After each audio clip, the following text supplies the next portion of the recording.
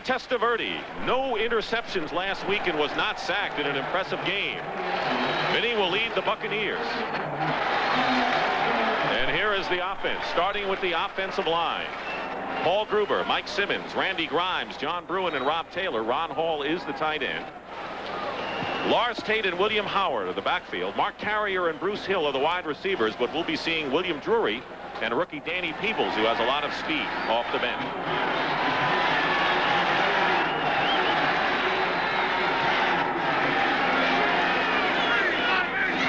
First and 10 at the 20. Testaverde swings it out to Lars Tate. And Tate gets about 6 yards, where Larry Roberts makes the stop for the 49ers. Roberts is starting at the left defensive end position in place of Pierce Holt, who will also play. Michael Carter, banged up, will also be in there. Kevin Fagan. We'll see Daniel Stubbs off the bench. Charles Haley, Jim Fonhorst, Michael Walter, and Keena Turner are the linebackers. Darrell Pollard is starting in place of Tim McKyer. Don Griffin, the other cornerback. Chet Brooks, the strong safety, and Ronnie Lott, the free safety, although McKyer will play, as will Jeff Fuller.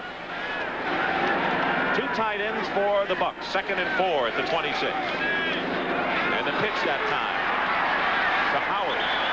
And the fullback is short of the first down by about a yard.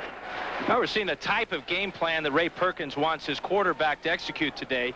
The dump-off pass on first down to give his quarterback confidence. He's got that first one under his belt right now. The other part about the Bucs this year is they've got a pretty strong running game. Howard has looked very good, gives them a real strong, solid fullback, and Lars Tate has got the speed to go outside. And Ray Perkins is hoping that the Magic will strike the Buccaneers in the second game as well after their victory away from home last week. It'll be 3rd down and 1. McHale, number 73, is a tackle eligible on 3rd and 1. Brooks chasing Testaverde and throws him for a loss. It'll be in the grass back inside the 15. Chet Brooks came in unmolested. Quite a gamble on the first 3rd and short situation for the Bucs. They faked the old blast play to the tailback, but Chet Brooks is in on a safety blitz and he makes the play. A loss of 14 on the play, and so Chris Moore, rookie kicker from Alabama, who was recruited by Ray Perkins at Alabama, will be kicking. John Taylor goes deep for the 49ers. He is looking for good field position. Taylor will call for the fair catch at the 49ers 44-yard line, a 41-yard kick. Joe Montana. Those are his numbers last week in the victory over the Colts in Indianapolis, and the rest of his offense. Bubba Paris, Jeff Regal, Jesse Sapolo, and Bruce Colley, along with Harris Barton up front. Brent Jones is the tight end. Roger Craig and Tom Rathman are the running backs. Jerry Rice and John Taylor are the wide receivers. First down, Niners.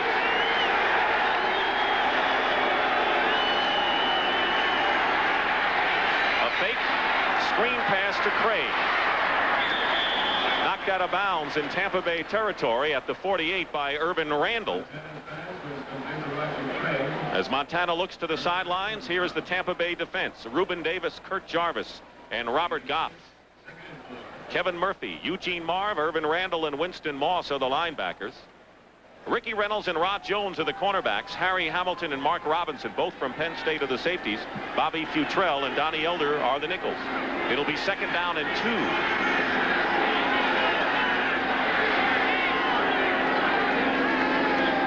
Play action. Montana overthrows Rathman, and let's see if it was ruled incomplete. It was an interception, but they're going to bring it back to the 30. Ricky Reynolds.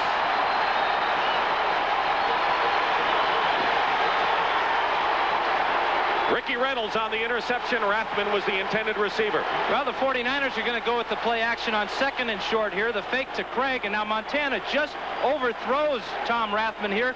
And Ricky Reynolds does a nice job of staying in his zone, reading the pass play, and then making the interception. That's a big play early in this game for the Bucs.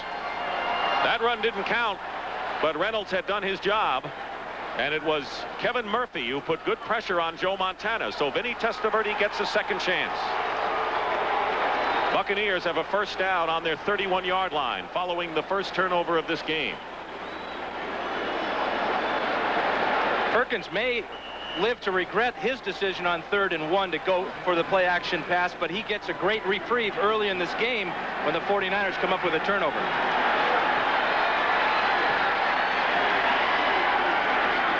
The up back is William Howard. Lars Tate on first down. Penalty marker is thrown and about a yard on the play.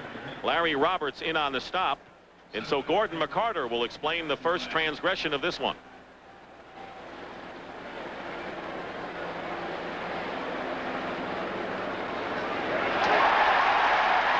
That appears to be a personal foul against the 49ers. I believe that one of the linemen must have come up with a fist to the face mask. Personal foul, unnecessary roughness, number 29 defense, 15 yards, first down.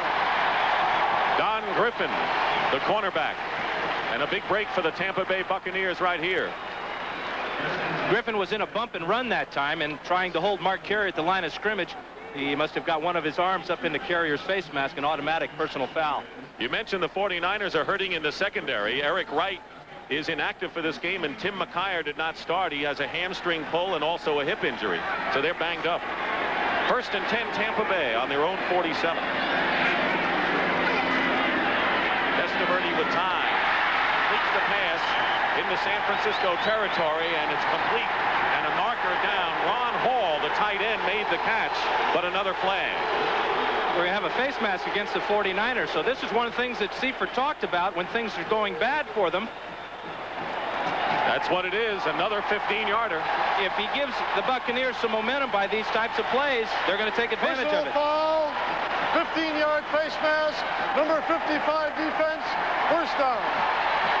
That was Jim Farnhorst, the inside linebacker. There's Farnhorst, number 55, and now he is going to be ripping away for the ball, actually, trying to get it away from Hall, but he gets too much face mask with that left hand. So as a result of two big penalties, the Buccaneers are at the 49er 30. Opening minutes here of the first quarter. The one running back is William Howard. He gets a chance here. Howard, a big bruiser, nearly 250 pounds, picks up a couple of yards. Keena Turner makes the stop for the 49ers.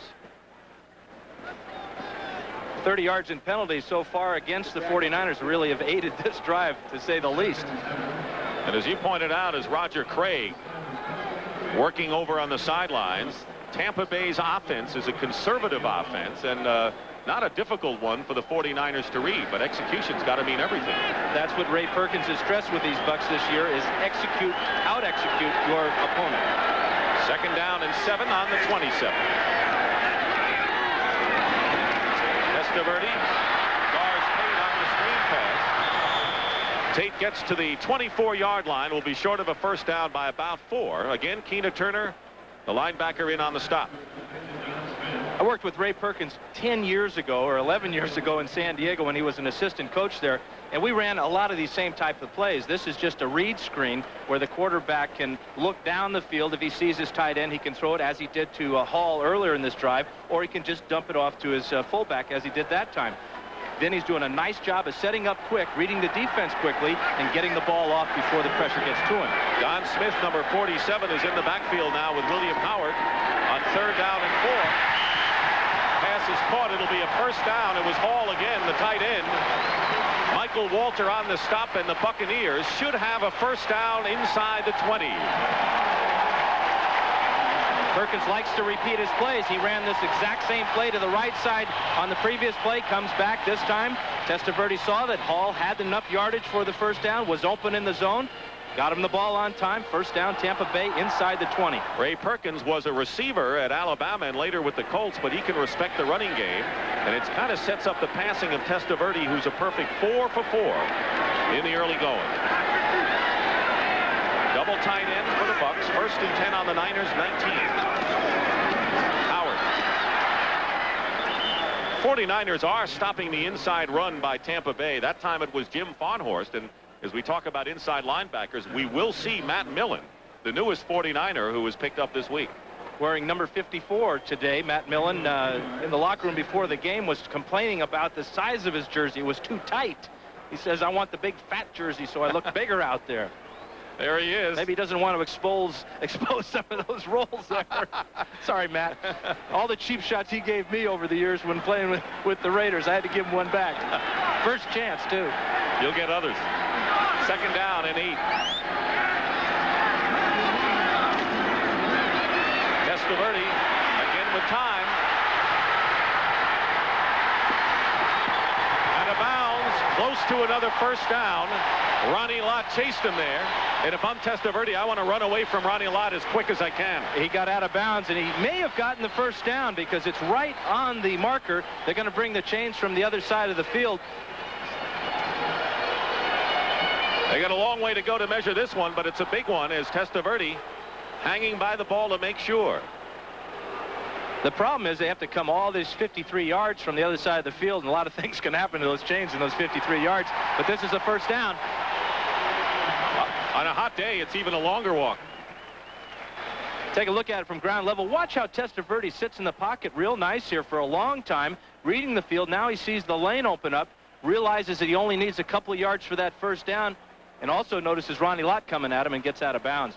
And Lott was smart enough not to give him that extra hit and get another personal foul call. Not many safeties smarter than Ronnie Lott. First and goal on the 9. Lars Tate slices into about the 7-yard line. Jim Fonhorst and Ronnie Lott make the stop. Vinny Testaverde with a big confidence boost with the win. They have had trouble last year.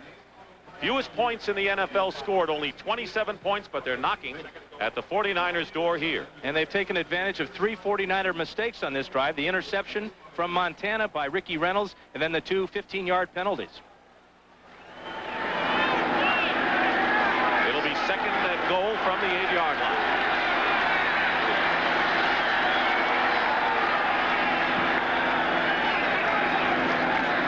Howard, the first back through, gets to about the 2.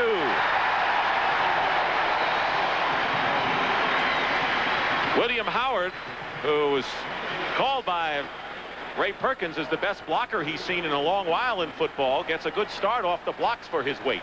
He's a big guy, 250 pounds, and he's a great blocker. But what he did last week is he also became quite a good receiver. He caught 7 passes. But this drive is really important for this young Tampa team. They get the 49ers down 7-0 in the first quarter. Their confidence is just going to build and build and build. The 9th play of the drive coming up, but if you're the Tampa Bay Buccaneers and an underdog, you've got to get something out of this drive. Testaverde rolling out, and an open field tackle by Brooks might have saved a touchdown with that tackle back at about the 6-yard line. This is twice now on 3rd and short that the Bucs have elected to go with the play action pass. This is a fine play by Chet Brooks, but you see William Harris there is open for a bit of a time, but Don Griffin plays his responsibility, stayed back, did not come up on Testaverde, did not give him the throwing lane, and so it was great teamwork there between Griffin and Chet Brooks that kept the Bucs out of the end zone. So the Buccaneers will try to get 3. Donald Igwebuike with Chris Moore, the punter, holding. It'll be a 22-yard attempt. The kick is good.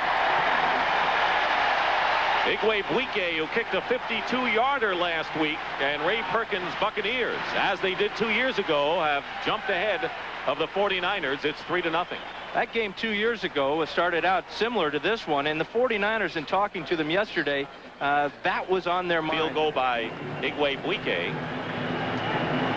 This drive, 10-play drive, does a lot for the Bucs' confidence. This is a young team that really doesn't know how good they are. This is a tremendous barometer for them, playing against a team that many consider the class of the league. Igwebuike kicking off. Terrence Flagler and Spencer Tillman are back there. This will be Flagler at the 6. And he's down at the 25 by Odie Harris. So we'll see what Joe Montana does to try to bring the Niners back here, trailing 3-0 with 6:28 to go in the first quarter. You know, in Montana's defense, I will defend any and all quarterbacks, mind you, on any interception. He was under a bit of heat from Kevin Murphy, and that's why that ball was sailing a little bit too high and out of the reach of Tom Rathman. On the 25, first down. Inside handoff to Todd Rathman, who lost his footing. No gain. Tackle made by Kevin Murphy. Well, that ought to make Matt Rathman happy. He got a carry there. He has been the 49ers' only controversy this year, and he's not real comfortable in that situation. He said that he was disappointed he didn't get enough carries last week. The fact that he was taken out, his substitute Harry Sidney came in, ran a play that Rathman usually runs, and that's a good sign, though. Both of these players, all the players on the 49ers, their running backs want that ball, and that's a very positive sign. Two tight ends, 2nd and 10 at the 25. Montana swings it out to Rathman. Out of bounds, short of a first down by about 3 by Winston Moss. And now for an NFL Today report, let's check in with Brent Musburger in New York. Brent? Well, Dick, with 1:14 to go, this is the touchdown that gave the Eagles a shot. It's tough to see, but take my word for it. Quick is going to take the ball away from his teammate Carter, made it a 2-point game. Then Riggs exploded on the run. He's rushed for 213 yards. Skins threatening. Back to Dick. All right, Brent, thank you. Redskins and Eagles. Many figure battle for the NFC East title this year. Giants may have a say. 3rd down and 2 for the 49ers. On their 33. Break. Stop. Back to the 30. That was Winston Moss. Moss, the outside linebacker. He's trying to keep their #1 draft pick, Broderick Thomas, on the bench. And Irvin Randall's also in on this play, number 54. The 49ers try the weak side sweep. And there's just all kinds of bucks there. Great pursuit. So it is 4th down. And Barry Helton will be punting. Bobby Futrell goes deep for Tampa Bay. Penalty marker down. Good kick by Helton. At the 19. Futrell. Upended by Brent Jones. A 51-yard kick, but a penalty flag thrown at the line of scrimmage. It'll be against the 49ers. They have been hit with 3 penalties thus far in this game. 2 have really hurt. Oh, the concentration. This is what happens when you play against a team you're supposed to beat.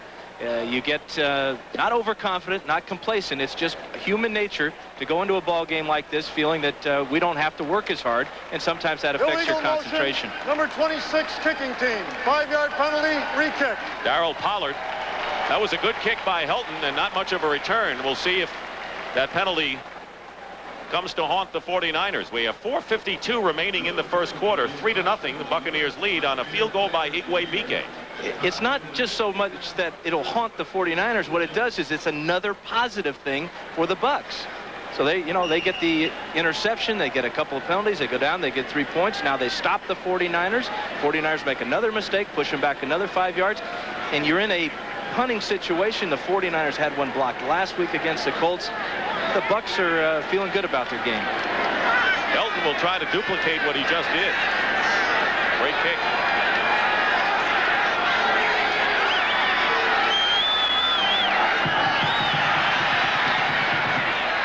Not quite as long. About 7 yards shorter. Futrell. And he is down at the 33. So that was a 46-yard kick, 5 yards shorter than the last one. Darryl Pollard and Jim Fonhorst in on the stop. So Tampa Bay will go on offense for the 3rd time in this game. Vinny Testaverde, who has cited unity and talking about how the club is really coming together more in his 3rd season. And he did an interesting thing last week in the game against Green Bay in the 4th quarter. They went on a 5-minute drive to run the clock out to ensure the win. He stepped into the huddle when they were talking and he said, "Hey, you guys, shut up." Something a quarterback has to do to have command of that huddle, but something Vinny had never done before. Second looks at the quarterback, I'm sure. First down, William Howard gets about 2.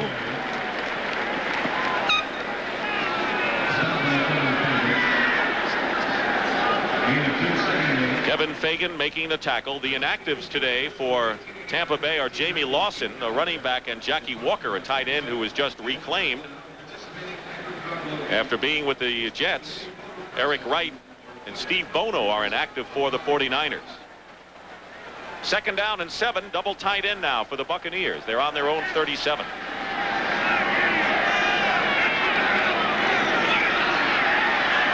Testaverde out to Howard on the screen. Howard out to the 41-yard line. And it was Charles Haley, the pass rushing linebacker, covering along with Chet Brooks on the stop. Will bring up 3rd and short now for the Buccaneers. Well, you're seeing the new conservative Buck offense and the new Vinny Testaverde. Great job last week on 3rd down, completing everything he threw, 5 of them for first down. So far today, he's 5 for 5, all for short yardage. But what he's doing is he's completing the passes, moving the chains down the field. 3rd and 3 now. Sylvester Stamps, who is a pickup from the Atlanta Falcons, who's effective on draws and screens, number 24 in the backfield. Testaverde's pass, and it led Bruce Hill a little bit too much. Incomplete. Covering was Darrell Pollard, and that'll bring up 4th down for Tampa Bay, and they will punt for the first time. Testaverde has completed the short passes. Now that's his first attempt down the field, and he was just a bit off target, leading Hill too far. So you got to wonder about his confidence as far as throwing the ball down the field is concerned. Chris Moore will kick for the 2nd time, and John Taylor is back. Said he didn't mind being on the kick teams as well as playing on the offense.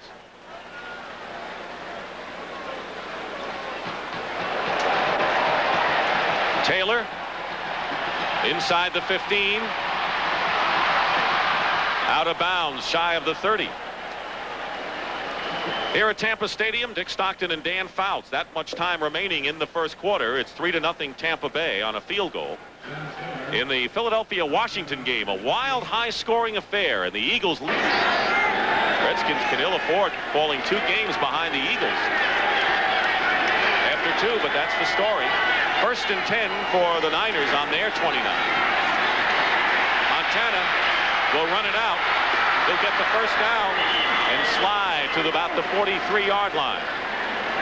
A 14-yard pickup for Joe Montana, who last week was the 2nd leading rusher for the 49ers behind Roger Craig. Oldest man on the football team, too, huh? Keeps himself in great shape, and I really enjoy watching Joe. He's got great style and very great, a lot of rhythm there, you know. I mean, he gets back, he gets set up real well, and he throws the ball. Everybody knows how well he throws the ball, but that added dimension of running the ball is what makes him great. 2 tight ends for the Niners. First down on the 43. Here's Craig. Bangs hard into the defender and is out of bounds, shy of midfield. It was Mark Robinson and Kurt Jarvis. Penalty flag is down, back of the line of scrimmage. Mentioned Joe Montana.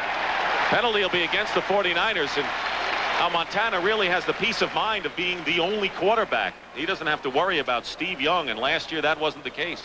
And he really wants to prove to everybody that the 49ers can win under his leadership as well. Number 89 offense, 10-yard penalty from the spot of the foul. Repeat first down.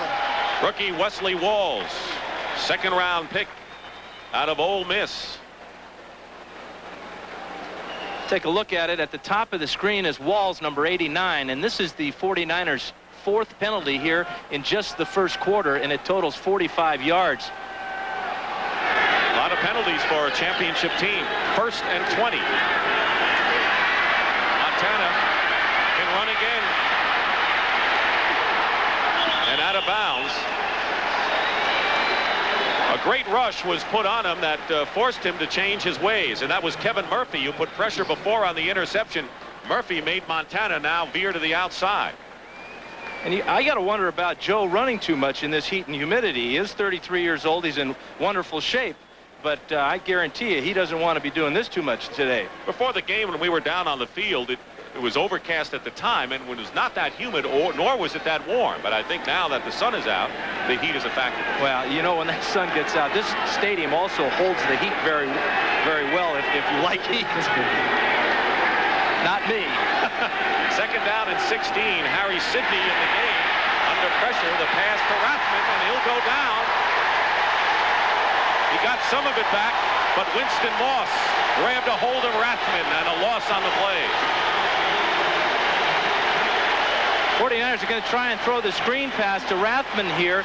What happens, though, is that Jeff Briegel, number 65, is out in front, but he just passes up or whiffs on Winston Moss. Sapolo has his man down the field about 10 yards, but Rathman's hung out to dry. We said it earlier, Moss is trying to keep Broderick Thomas, who's itching to play, on the bench. That's the way to do it. 3rd down and 17, back to the 36. 4 wide receivers for San Francisco.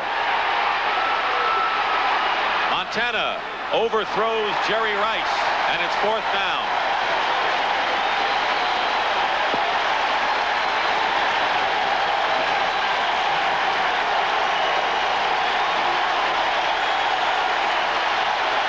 As conservatively as the Bucs are playing on offense, their defense is playing the same way. They're playing a lot of zone, playing very deep, not giving Jerry Rice any single coverage just yet, and they're really frustrating Montana and the 49ers. Barry Holton back to kick, and Bobby Futrell goes back for Tampa Bay.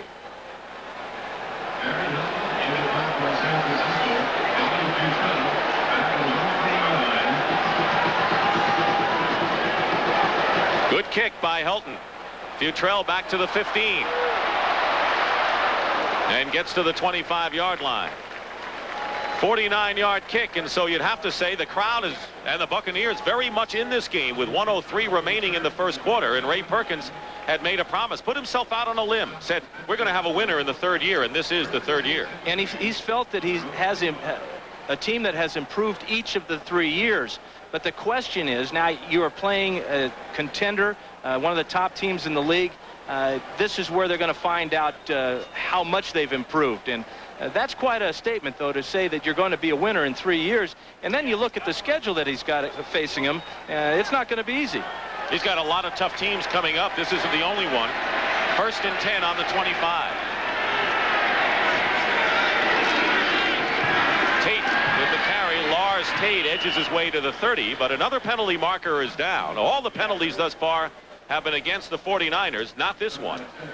Larry Roberts and Chet Brooks on the tackle, and the first penalty of the game is against Tampa Bay, is against the Buccaneers.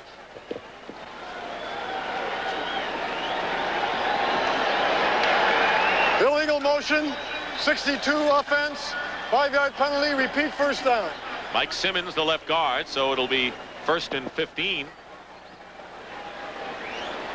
59 seconds remain in the first quarter, and you look at the offensive line of the Tampa Bay Buccaneers. Paul Gruber, a #1 pick, number 74 there, and a line that's done a good job of protecting Testaverde. Yeah, and you notice Gruber's got those kind of space-age road warrior shoulder pads on there.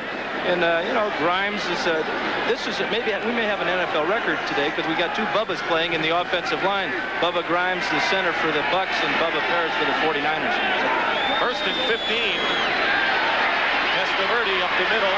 Unable to hold on is Howard. With less than a half a minute to go, and there you see Testaverde saying, I just missed that one.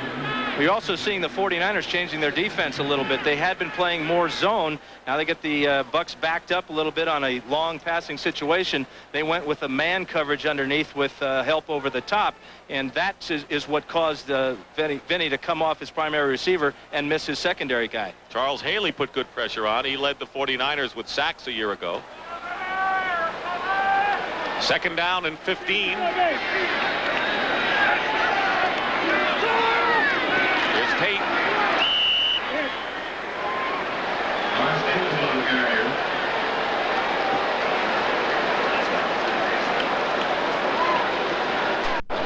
We want to welcome the viewers who saw the Philadelphia Eagles send the Washington Redskins to their 2nd loss in a row as the Eagles go 2-0 in a wild game at RFK. Eagles winning 42-37.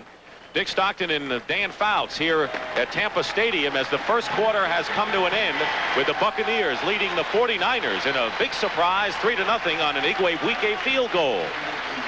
Interesting game after one.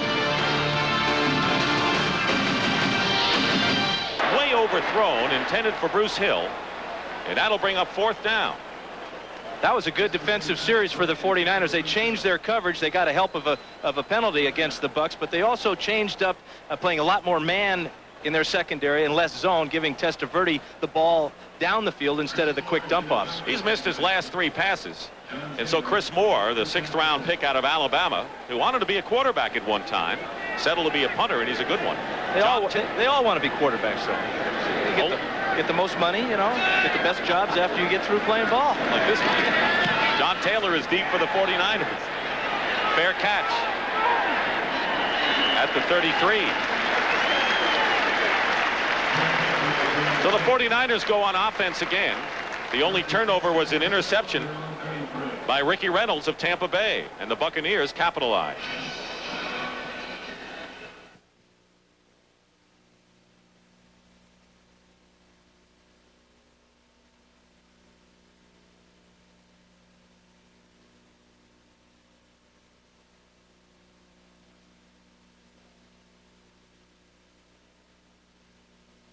Hello.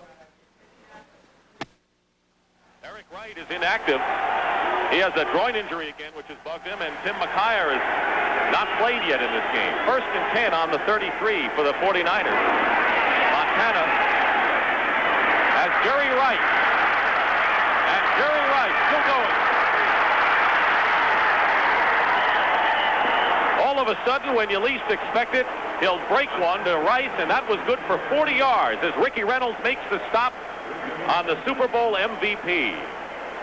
He just continues to amaze everybody. This is just a simple curl pattern by Rice. Montana throws him a nice pass, but now there's all kinds of guys around him showing the ability to avoid tackles and always going down the field, head swiveling around, looking where the tacklers are coming from and hanging onto the ball when he gets contact. And Ray Perkins said to us yesterday, you can't double them the whole game because then they'll go to other people, but I wonder if you should. I would.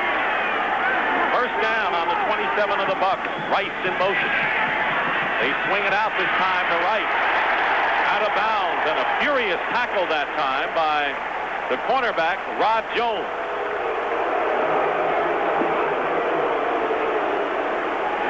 If this were in San Francisco, the crowd might be booing Jones for the stop. Well, they might throw a penalty because the rule says you're not supposed to hit anybody in the head.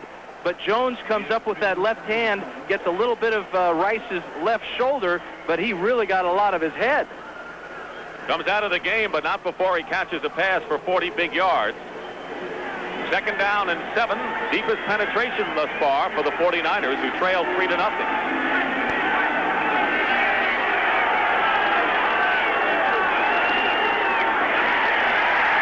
couple of yards for Roger Craig. Maybe no gain, though. A second look. Winston Moss on the stop. 49ers got Jerry Rice started here in the 2nd quarter. Now they're trying to get Roger Craig going. Very rarely do you ever see, and I can't for the life of me, remember a team that has 3 guys who are the very best at their position like the 49ers do in Montana at quarterback, Rice at receiver, and Craig in the backfield. Mike Barber, a rookie number 86, is in the game. So is Harry Sidney, 24. With the Heat, they're going to use everyone today. Barber in motion on 3rd and 6. And Montana is sacked by Winston Moss. A 7-yard loss and the first sack of the game by Tampa Bay. Number 79 is Reuben Davis. He's got the first shot at Montana coming on the twist here, and Joe shows a nice job of avoiding that, but there's always somebody there to clean up, and it's Winston Moss this time. So Broderick Thomas, the rookie from Nebraska, is watching the man who has the position. Winston Moss play a terrific first half. Now Mike Cooper will attempt a 47-yard field goal. He was 3 for 3 last week. And the kick is good, and the game is tied. So Cooper is perfect on the year. A 47-yard field goal ties the game at 3 with 12:37 remaining in the 2nd quarter. Good on a long field goal with plenty of time remaining in the 2nd quarter. Scoring drive, the key play was Montana's hookup with Jerry Rice and capped by a 47-yard field goal by Cofer. And now it'll be Cofer kicking off. Key play for Buccaneers that time was the sack by Winston Moss on Montana, so let's give credit both ways on these key plays. Donnie Elder at the top of your screen and Sylvester Stamps at the bottom. And you're right, normally the 49ers get a 6 when they get that far.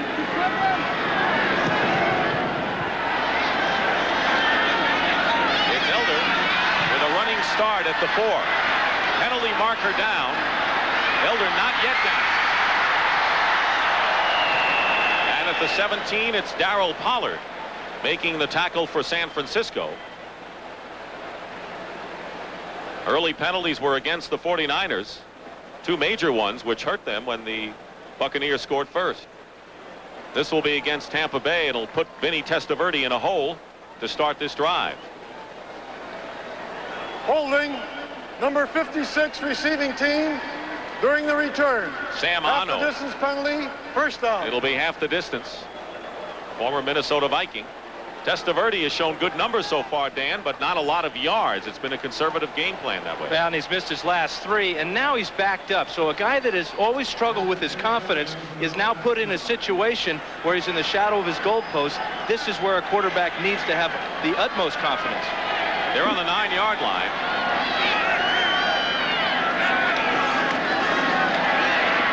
On a design rollout.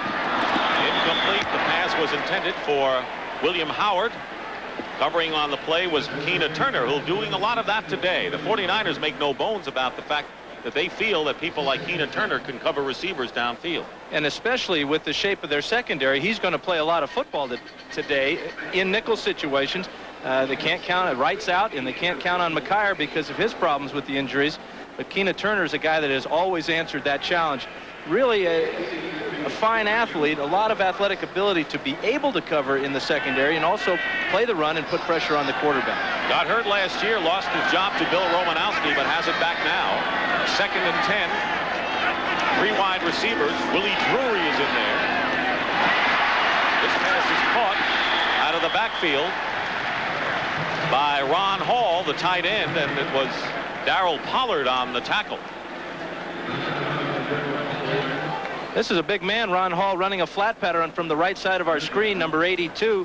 Then he's back 5 steps. He sees the coverage drop off on the wide receiver, Bruce Hill, and now little tiny Darryl Pollard at 180 pounds has got to stop a guy that outweighs him by almost 60. Hall has had a good afternoon thus far, and that'll bring up a 3rd down and 1 for Tampa Bay on the 18.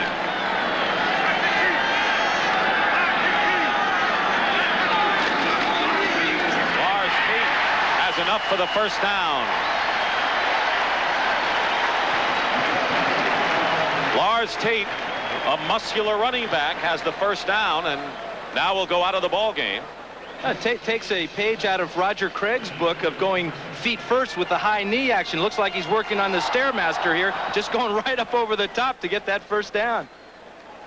I never did understand why those running backs like Sam the Bam Cunningham went head first like that. They're all they're going to do is land on their head. Tate has the idea. First down on the 22. 11:40 remaining in the first half. 3-3 our score. Howard reaches up the middle and has another Tampa Bay first down. Power all the way, and the strong safety Chet Brooks brings him down. 16-yard pickup for Howard. This is what it looks like if you're a defensive back. Watch the block by Mike Simmons and Bubba Grimes right in the middle. And here's a nice cutback job by William Howard. And now at 250 pounds, the 49ers need to get a couple of guys on him to get him down. He gets ahead of steam, and if he does, like he did on that play, he can pick up a lot. First down on the 37-yard line. Nothing that time. Howard again getting the call. Very conservative game plan, and that's what Ray Perkins engineered last week in the victory over Green Bay, and they've kept it up against San Francisco as other scores come your way here in the late games. The 49ers are so explosive on offense that Perkins feels his best chance, if his only chance, is to play a ball control game, keep Montana and company on the sidelines, and hope to wear the 49er defense down by pounding the ball at them. 2nd down and 9 at the 38. 2 tight ends for the Bucs. Screen pass. And Howard can't hold on to it. He was open.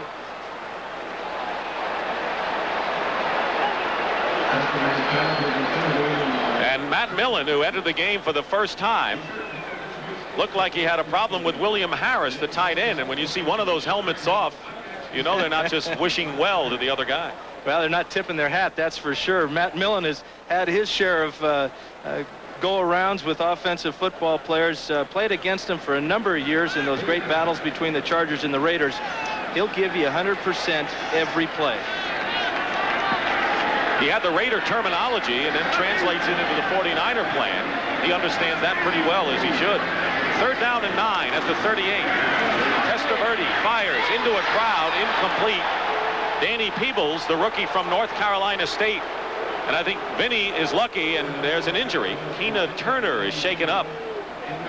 Testaverde is lucky that that ball wasn't intercepted. Very lucky. Keena Turner had a good break on the ball, and Testaverde was forcing it in there to Peebles. Good pressure up front from Larry Roberts, though, made Testaverde hurry that throw. 4th down as Turner goes off.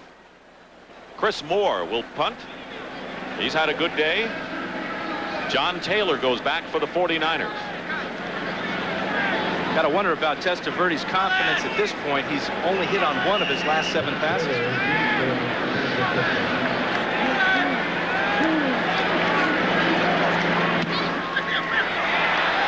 Another good kick by Moore. Taylor way back to the 6.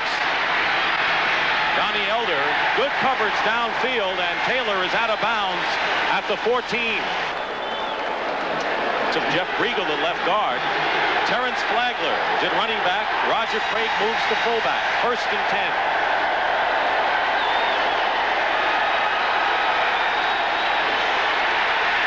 Craig gets very little.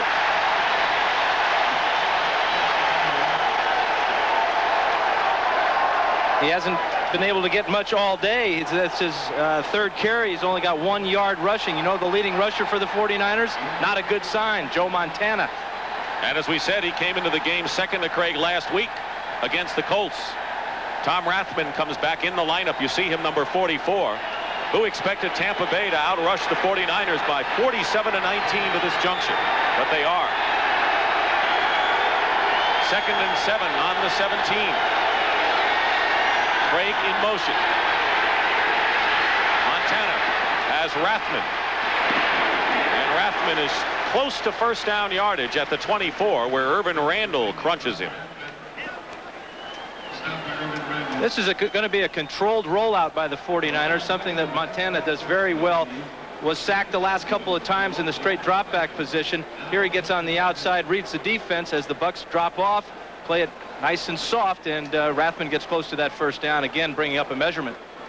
You mentioned how Rathman was a bit disturbed, taken out of the game last week against the Colts, and during the week George Seifert actually gave him a game ball, deservedly so for his performance. And he said, Tom, we read in the papers that you weren't getting the ball enough. Here you go. Here's the game ball. But George did mention that he earned it against the Colts with his performance. Although he didn't get a lot of yards or a lot of carries, he's the type of guy that does a lot of things for you and really takes a lot of pride in this number right here, the 3 receptions. He feels that he's really developing into a fine receiver out of the backfield. It is a 1st down for the Niners on the 24.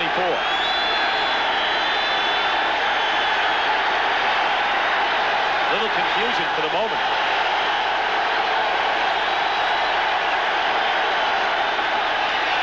Penalty flag down. Montana throws it away. Smart play. He had Kevin Murphy hot on his collar, but there's a penalty. It'll be against the 49ers. Not a surprising penalty because they didn't look like they were ready to do whatever they planned to do. No, and you notice Montana, after he got up off the ground and went like in disgust at the bench, he didn't like that play call at all. Didn't like all that shifting around. And the other thing was he was up against the 30-second clock. Probably didn't give his men enough time. Motion, number 79, offense, penalty decline. That was Harris Barton, the tackle. Yeah, what happens is your offensive line is in their stance for a long time there. You got guys shifting back and forth, going the wrong way, trying to get lined up, and they're down in that 3-point stance. Very difficult to stay calm down there, and that Barton that time jumped a little too soon. The only holdover playing the same position he did at the Super Bowl. Harris Barton, the right tackle. 2nd and 10 on the 24. Montana has time. And he completes the pass. And that's his tight end, Brent Jones. And that will be enough for a first down for the 49ers to the 36, a pickup of 12. Nice job by Brent Jones after he got contact to fight through it and pick up that first down. That's a big play for the 49ers because it gives them something positive to build upon now. New tight ends, of course, for the Niners this year with John Frank and Ron Heller gone. Jones with more experience starts. Walls looks like he's going to be a comer. And you would expect the 49ers to get the ball to their tight end a lot because of their outside receivers are going to be double covered quite a bit. First down at the 36. The pitch to Craig. He has been unable to get ahead of steam so far today, and the veteran John Cannon corralled him after a pickup of a couple. The front line of the Bucs is just flat out playing the 49ers offensive line. That's as simple as that.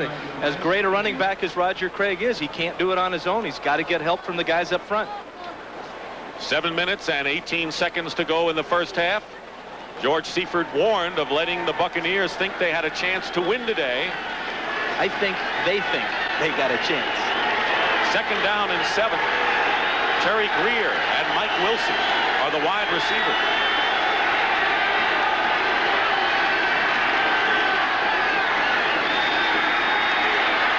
Montana, incomplete. Intended for Craig out of the backfield, and it'll be third down. What about overconfidence? I mean, you think a team, after beating the Colts last week, knows that teams are laying in wait for them. You know, the 49ers, they had a so-so preseason, 3-2. But what they did is they put a lot of miles in. They traveled all the way to Tokyo. Last week they were in the Midwest at Indianapolis. Now they had to travel all the way across the country. All these jet miles add up. And there's a lot of factors that go into your performance.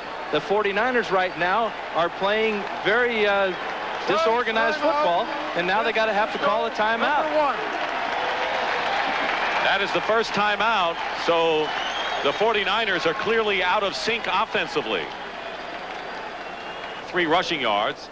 Igwebuike has a 22-yard field goal and a 47-yard field goal for Mike Kofer. It's 3-3 with that much time, 6:53 to go in the second. What happens to are your aircraft carriers, your big play guys like Rice and Craig? Third down and 7 on the 33. Montana. Down he goes. Kurt Jarvis, the nose tackle.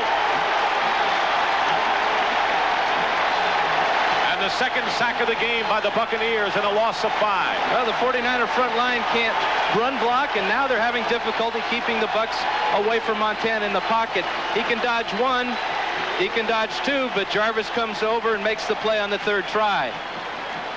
The Buccaneers have reason to celebrate. They have had tremendous pressure all day on Montana. I'm not sure Jarvis wants that type of celebration, though, from Winston Moss. He got leveled. So frustrated Joe Montana on the sidelines, and Barry Holton will be kicking to Bobby Futrell. Good high kick. Futrell at the 25. Down at the 31. Kick went 42 yards.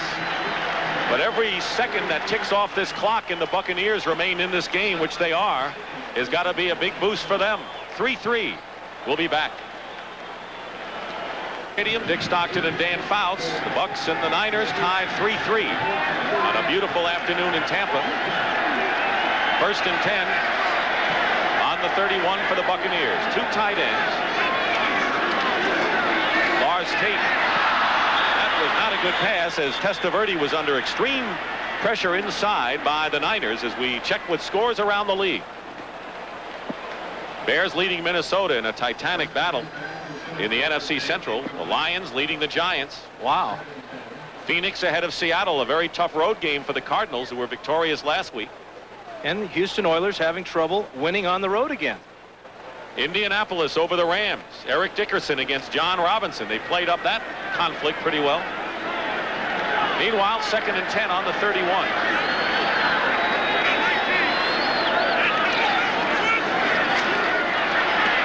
Tipped at the line, and incomplete is the call. Jim Fonhorst nearly had a big interception for the 49ers. Yeah, you wonder if he lost it in the sun, because it looked like this ball was in the air for a long time. Try to find out who gets his hands on this one. Somebody in the middle there, and Fawnhorse was up in the air, had to come down, and just couldn't quite get his hands underneath it. We'll try to find out, because that really is the key there, is getting that tip ball. Especially on a short drop by a quarterback, your chances of getting to him aren't that great. So if you can't get there, get your hands up, try to deflect one. 3rd down and 10. Testaverde has been under a lot of pressure. This pass nearly caught, then intercepted, but Ronnie Lott couldn't hold on. Danny Peebles was the intended receiver, and Ronnie Lott said just didn't work out. He came awfully close. Testaverde has hit just one of his last 10 passes, and he's been off the mark. Again, he throws this ball high to Peebles in the zone. Once goes up with one hand, and now he kicks the ball out of Lott's hand at the very last second there, or Ronnie Lott had this ball for the interception. So it is 4th down, and Chris Moore will kick it. He has kept the 49ers well back most of this afternoon. John Taylor on a low kick with a chance to return it, and brings it out to the 38-yard line. So 49ers are not in bad field position at all, considering, and with just under 6 minutes to go in the first half. 49ers and Bucks tied 3-3. Watch Peebles' left foot knock the ball out of Lott's hands, or this might have been Vinny's first interception of the year. Lott never quite had control of that ball, but he might have. Well, that may be some of the karate stuff that the Buccaneers, several of their players, have used. George Seifert hoping that offense gets going right now. They have been really off the track. 1st and 10, Montana on the 39. Not much there. Harry Sidney. Keep in mind that the Niners are going to use a lot of Sidney and Flagler because of the heat situation today. Urban Randall on the stop. 3-3 to score. Igwe with a 22-yard field goal in the first quarter for the Buccaneers. Mike Kofer booted a 47-yarder to tie it up in the second quarter for the 49ers. You wonder when the 49ers are going to go away from the run and just let Montana throw it every down. He hooked up with Jerry Rice on a big 40-yard play. They had to settle for a field goal, but that was the most spectacular offensive play of this game. 3 wide receivers, 2nd and 10.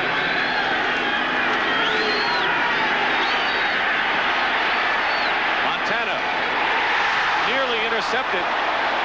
He threw it right into the hands of Eugene Marv, the inside linebacker. And Montana is really having a rough time. Brent Jones was the intended receiver, but it must be the Tampa Bay defense causing havoc. Well, what they're doing, Joe in Montana is a rhythm passer. He likes to get back in the pocket, take a couple of steps up, and let go of the ball. The coverage downfield has been so good on the wide receivers of the 49ers that Montana, when he gets back, he doesn't have anybody right away, so he's got to move around in that pocket. He's been getting pressure from the Bucs defensive line, and it's throwing off his rhythm and his timing. 3rd down and 10 on the Niners 39.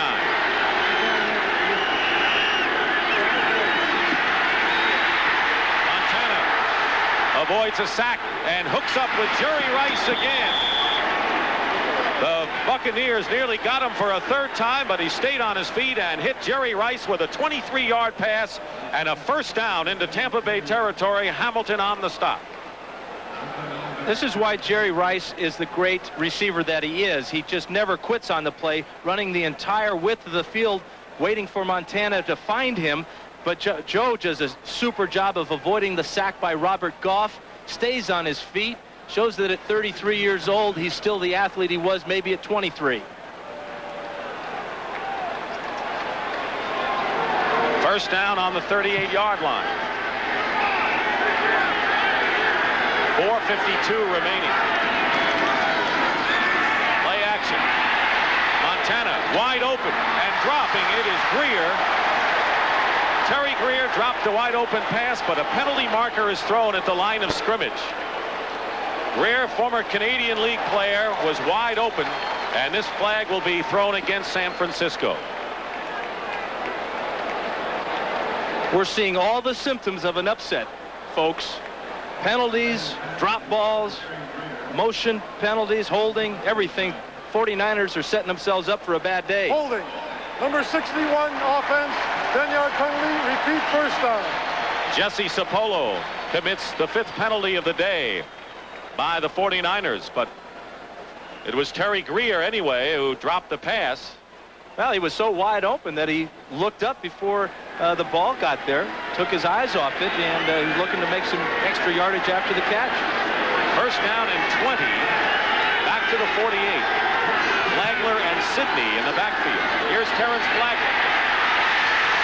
And he's thrown for a loss back to the 45-yard line. A loss of 3, and it was Urban Randall that time.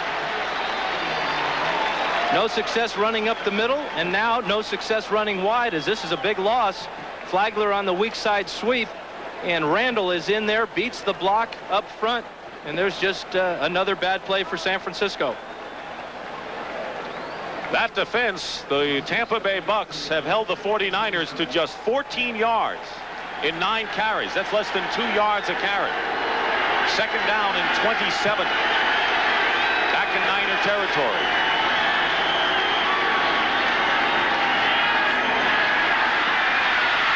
Montana again in trouble. Another penalty as Joe goes down. Kevin Murphy. Boy, the linebackers are playing a fantastic game for the Buccaneers. Not only Kevin Murphy that time, but Winston Moss found out that Montana wanted to throw a screen pass. He was standing right in the middle of it. Gave him no other choice but to try to run for it. And another holding penalty against the Niners. I'd like to be a fly on the wall in the dressing room during the halftime intermission speech. No, you wouldn't. Holding. Number 79 offense. Penalty decline. Third down. Harris Barton, second penalty against Barton. It's declined, and so we'll have a third down and 29.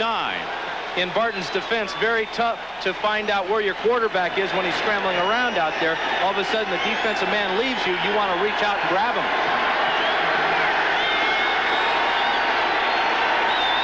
Third down. Call it 30. Just about.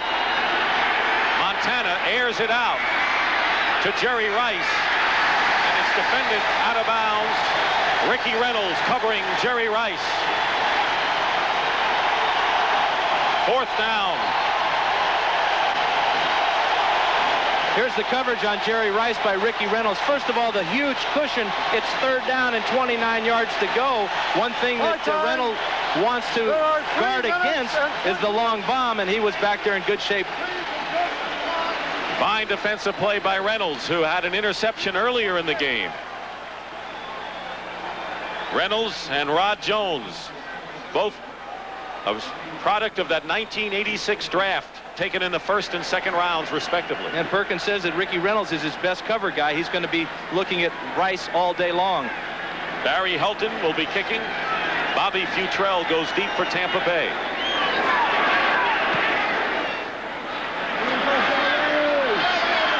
Futrell inside the 15. And Tom Rathman with a tremendous downfield coverage, a 45-yard kick. And once again, Vinny Testaverde will have a lot of real estate to cover, but the Bucks hang in there. 3-3 against the Niners. Could mean here, although we have a long way to go. He's got to be very happy with the way things have gone so far. The scoreboard is even, and the longer that stays that way, the more his young team will feel better about themselves, grow in confidence, and also the 49ers have got to be thinking, hey, this is just like 2 years ago. Although keep in mind that as well as the Bucks have played and how much the Niners have struggled, the score is still tied. First down on the 14. Testaverde throws behind Willie Drury, the intended receiver.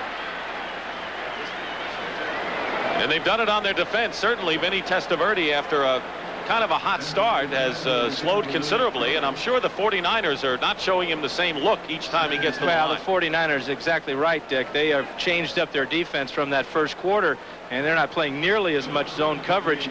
And Vinny was very good dumping it off, but now the 49ers are coming up on those short dump offs, forcing him to go down the field, and his receivers are getting open, but he's been off the mark. Second down and 10 at the 14.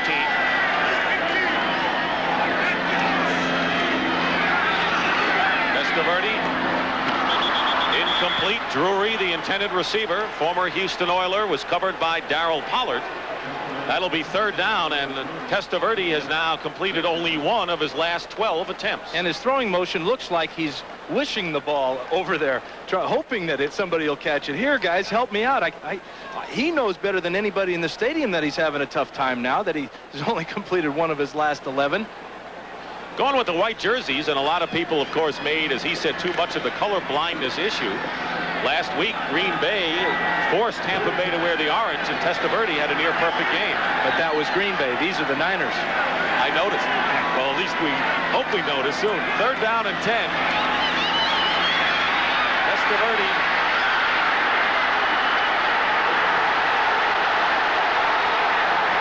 He won't get the first down, and he is knocked by Jeff Fuller. You don't want to get hit by Fuller.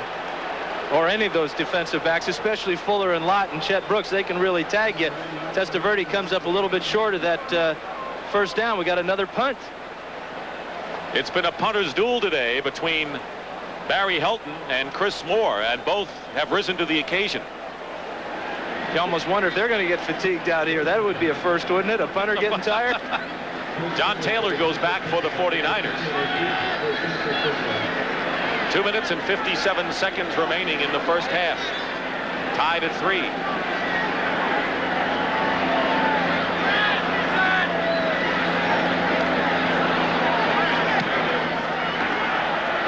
Punters are still doing their jobs. Taylor at the 28.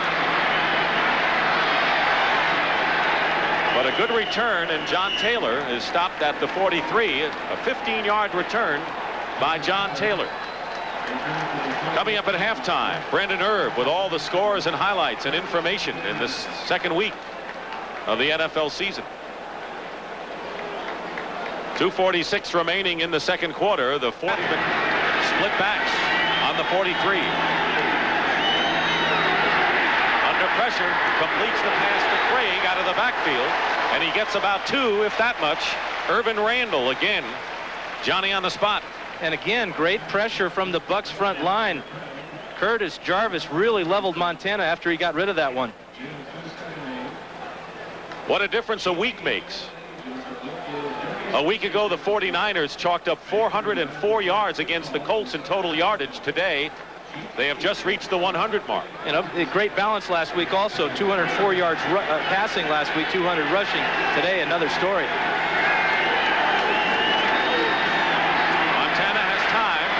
He has Rice, and it's caught at the 40-yard line of Tampa Bay, and a first down for the Niners. Ricky Reynolds makes the stop, and a gain of 15 yards. And now the 2-minute warning is upon us. Jerry Rice has caught 4 balls for over 80 yards.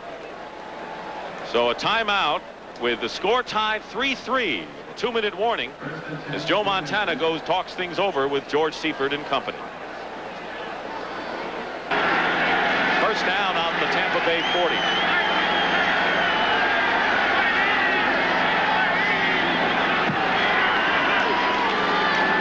Here's Craig.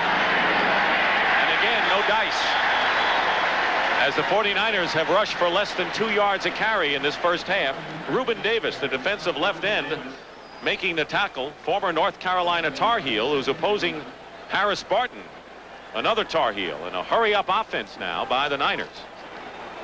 Second and 11 at the 41.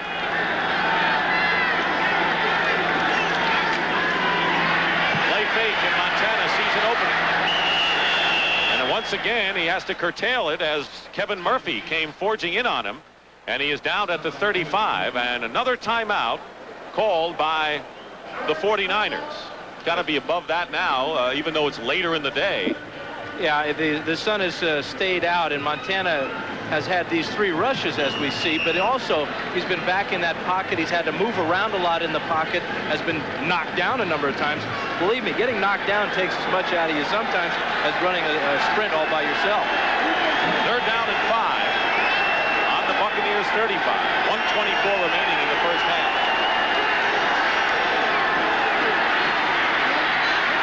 Montana's pass is caught and then dropped. incomplete. And now they say he might have held on to it. Mike Wilson made the reception. Rod Jones was covering, and he had made the catch. And they'll line it up at the 20, a gain of 16 to the veteran wide receiver. Clock is running. And they're going to look at it. Yeah, they are. The 49ers almost got away with one. They're going to the quick offense, getting up on the ball and getting it snapped, but they're going to take a look at this. I think that's a good call. Chuck Heberling is the replay official. Bob Best, and you see Bob Best's head there above those television monitors, is the communicator. Jack Reeder is the observer today. Break this tie. They have a 1st and 10 on the 20-yard line, and the clock running.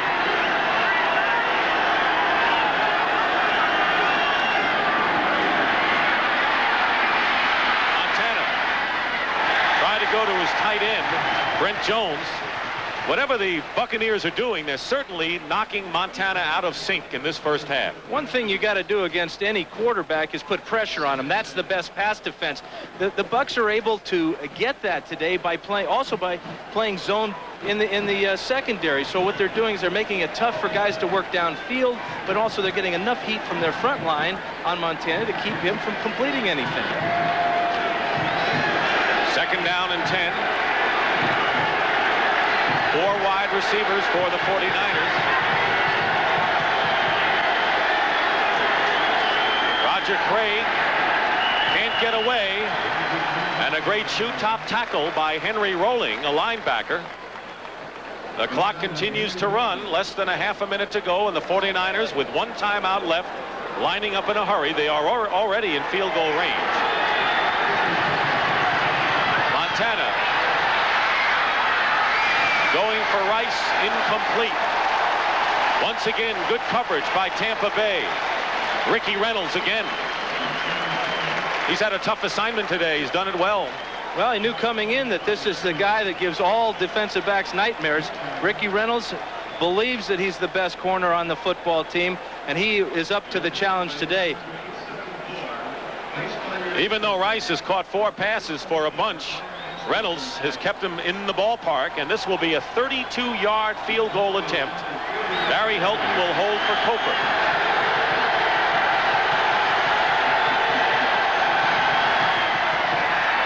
And the kick is good, and the 49ers have taken the lead for the first time today with 9 seconds remaining in the half. Cofer with a 32-yard field goal. Nice job by Montana engineering that drive to get the 49ers in position for that field goal. And the 49ers, although they were probably disappointed they didn't get a touchdown, at least they have the lead going into the second half. And Cofer is 5 for 5 so far in this young season, including the 47-yarder to put him on the scoreboard earlier in the second quarter. Tampa Stadium, hot. Joe Montana trying to get as cool as he can get. And he's pretty cool, isn't he? A lot of quarterbacks would have rushed that last series there, but he knew exactly how much time he had. He knew he had 1 timeout remaining. Just a real class quarterback, and he's really enjoying that breeze from that air conditioner right now. That's Steve Bono, the inactive quarterback for the 49ers. Joe keeping his sense of humor there, you see that. He's managed to do that. And I think the 49ers have a lot of incentive. They say teams have trouble repeating, but with George Seifert, I think the 49ers want to prove that they can win with a different coach. That's the big thing. They really want to prove it. When you ask people about the comparison of George Seifert and Bill Walsh, one of the interesting ones that I heard this week is that George is more of a player's coach, that George is the type of guy that you'd go fishing with. Bill Walsh, well, he's more the tennis type. Nothing wrong with that. No. Just a different type. You do both. Cofer kicking off to Donnie Elder. Elder at the 10.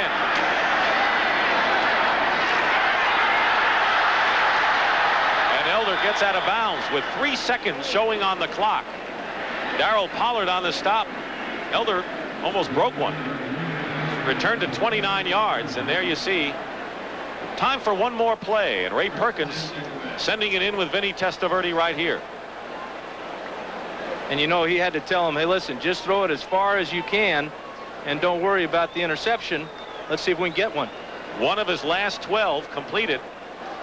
You would have told Ray Perkins that your quarterback will be 1 for his last 12 and you'll go into the dressing room down by 3. I'd say that's not a bad deal. His defense is winning it, or keeping him in it so far. They load the right side. 3 wide receivers. 1 at the top. Here it goes. And let's see if the pass was intercepted or knocked down. Ronnie Lott was there.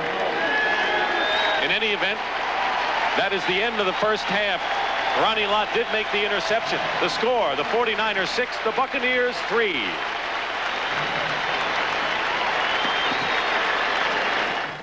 CBS. Have somebody play him man-to-man and then bring a safety over the top or in and out. You just can't play this man single coverage or in a very soft zone like the Bucs have tried to do today. First down and 10 on the 20. Flag down, and so is Joe. Kevin Murphy. Penalty marker down. Murphy already had 1 of the 3 sacks by the Buccaneers against Montana. And slow getting up is Reuben Davis, the defensive end. He's hurting.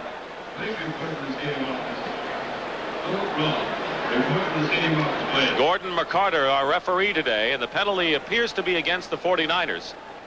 And it would appear that the Bucs would be smart to refuse this penalty and just take the sack for the loss of yardage instead of giving the 49ers a 1st and 20. Now that would be better if they were like 2nd and 17 or so. That's what they're talking about. Holding, 61 offense, penalty decline, 2nd down. Jesse Sapolo and Reuben Davis leaves the field. Jesse Sapolo's number 61 here, right in the middle of the screen, and he's going to bring down Curtis Jarvis right there, and he gets called for the penalty. A loss of 6 yards, and they took the yardage, as you pointed out. It'll be 2nd down and 16 as John Cannon replaces Reuben Davis at left defensive end for the Buccaneers. Ball back on the 14. Double tight ends for the 49ers. Montana with a slant pass intended for Rice. Incomplete. It's been a rough day for Joe Montana, who has been under pressure, it seems, from the start. He's been sacked 4 times, hurried 8, knocked down on 3 other occasions, and, of course, the 1 interception. You know, as an ex-quarterback, I see that statistic, hurries. I don't know if there's a quarterback that has ever played this game that didn't feel that every pass he didn't throw, he wasn't hurried on, whether he was so quote-unquote hurried or not. Well, some of you didn't take just 3-step drops. Broderick Thomas, the rookie from Nebraska, who saw action in the first half, number 51. Rushing linebacker in there now on 3rd down and 16. Flag down. Montana completes it to Rice. Close to 1st down yardage, but there's a flag back down in the backfield. Donnie Elder makes the stop on Rice. And it'll be against the 49ers again. Penalties have really hurt them. That's the 6th this afternoon. Broderick Thomas, who wanted to play badly, it's come out at 7 o'clock in the morning to get work. He was a late signee, the number 1 pick out of Nebraska. And I just kind of jokingly asked him yesterday, were you named after Broderick Crawford? And he says, as a matter of fact, my mother named me after Broderick Crawford. She's a big fan of the TV show Highway Patrol, and here he is. He's got that name. And he did not want to hang around on the bench, wanted to play, and now he's getting his chance. He appeared in some goal line situations last week against Green Bay. That's the great thing about competition. Winston Moss has got that outside linebacker position. Illegal use of the hand. Number 77 offense. Penalty declined. 4th down. Bubba Paris, Inches. 4th down. We'll take a look at it from the right side of our screen. Big Bubba, number 77, working on the outside. And he pushes away, and Gordon McCarter, the referee, is right there to make the call. Big Bubba, who's been playing the left tackle spot. Steve Wallace, who was the starter in the Super Bowl game, coming back from injury. Working his way back, was also a late show. Bobby Futrell goes back, and Barry Helton will kick for the Niners. Opening minute minutes of the second half. 6-3, San Francisco to score. Nearly blocked by Don Smith. Here's Futrell. And he is wrestled down at the 45 of Tampa Bay. 9-yard return, and tempers flare. It's hot on the field. It's hot under the collar for both teams. But the Buccaneers will have ideal field position when we return. For the Buccaneers, although Vinny Testaverde has completed only one of his last 13 passes, trying to get going offensively that way, as the Buccaneers begin from their best starting field position of the game, their own 45. First down, and they start on the ground. William Howard, no gain there. Michael Carter, the huge nose tackle, who's had that hamstring problem right there. That's a pretty good battle right up front there in the middle of the field. Randy Grimes going against Michael Carter. Two old pros there, and this guy just cannot be blocked single by one man like Bubba Grimes. It's like covering Jerry Rice with just one defensive back. Great when you have those great players with the ability. Second down and 10. Testaverde dumps it off a little too dramatically to Howard. Just dumped it onto the ground. I don't think Howard ever had a chance at that one. This is really a case of a quarterback struggling. Here's a fellow that has probably as fine a throwing motion as you'll ever see, but when he's not feeling comfortable, not feeling confident about the way things are going, it affects his entire game. Well, he threw 35 interceptions a year ago. Ray Perkins said half of them were his fault, half mine, and he hasn't thrown one yet this season. Except, yeah, let's count Ronnie Lott at the end of the half. Third down and 10. He'll run, and he should make the first down. Testaverde gets into 49er territory to the 40. 15 yards. Larry Roberts brought him down. Oh, it's nice to be young and strong and be able to run the ball, and Testaverde can do it very well. We've seen him run a couple times today. The Niners are in man coverage in the secondary, and there's no one playing the short zone over the middle. That opens it up in a nice 15-yard gain. You were once young and strong. But never a runner. You take your life in your hands when you do that. So a first down. Vinny's been running today, averaging 7 yards a shot. They send Lars Tate wide to the right. Pass is caught by the tight end, Ron Hall, and another first down for the Buccaneers. 22 yards. Jim Fawnhorst. Yeah, we'll take a look from the end zone. This is Hall on the right side of our screen here. Fawnhorst is in coverage, but he has his back to Testaverde, and this is the best pass Testaverde has thrown all day. Nice touch ball, got it up over the linebacker's head, right into Hall's hands. First down, big play for the Bucs. Precision offense for Perkins. Hasn't put a lot of points on there, but with the score 6-3, the Buccaneers are threatening. Hall has caught 4 passes today. First down on the 18 of San Francisco. Sylvester Stamps. Ronnie Lott wrestles him down, but the forward motion will carry him out to about the 16-yard line. Nice tackle by Ronnie Lott. If he doesn't come up and make this play, Stamps may have a touchdown. But you've seen this so many times with Ronnie Lott coming out of that secondary and coming up to make the play on a very elusive running back. Stamps gives the Bucs a little elusiveness in their backfield. He is a kick returner by trade, and he just can't get away from the strong grip of Ronnie Lott. Second down and 8.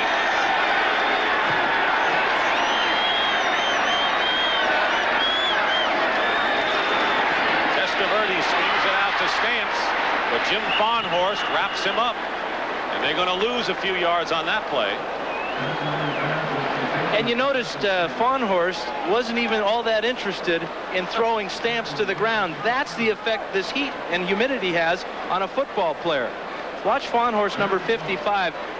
He's going to sniff out this screen pass right now. Comes up. The ball's a little bit high, so that hurts Stamps. But now they just get into a bear hug. Well, I think I got him good enough. Blow the whistle, ref. Thank you. I had enough. That was a 4-yard loss. Brings up 3rd and 12. Willie Drury is the third wide receiver on the 20-yard line. Testaverde can't get away, and he was in the grass back at the 25 by Daniel Stubbs and Charles Haley, two good pass rushers, and another loss, that time for 6 yards. So the Niners got to Testaverde and Stamps for losses of 10 yards in the last 2 plays. And you just cannot afford to take a sack in this part of the field on third down, because what it does is it makes that field goal kicker now, instead of kicking about a 28-yarder or so, he's backed up now 4 or 6 more yards. So this is a little more difficult for Igwebuike. 44-yard attempt.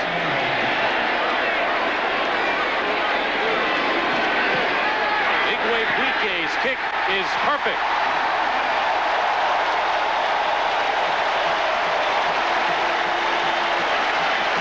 A 44-yard field goal by Igwebuike, and it is a field goal derby today, tied at 6.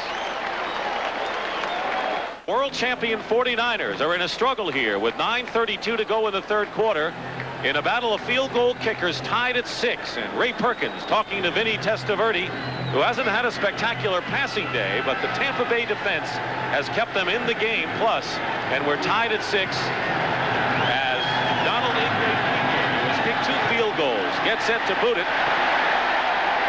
Spencer Tillman will down it in the end zone for a touchback, and the Niners will bring it out to the 20. Well, Joe Montana will try to bring out the 49ers, and his alma mater, the Notre Dame Fighting Irish, will go against Michigan State next Saturday. CFA football on CBS beginning at 2:30 Eastern. Rocket Ismail, what a great day against Michigan yesterday. Yeah, 2 long kickoff returns. Fantastic after Dame and the Rocket next Saturday.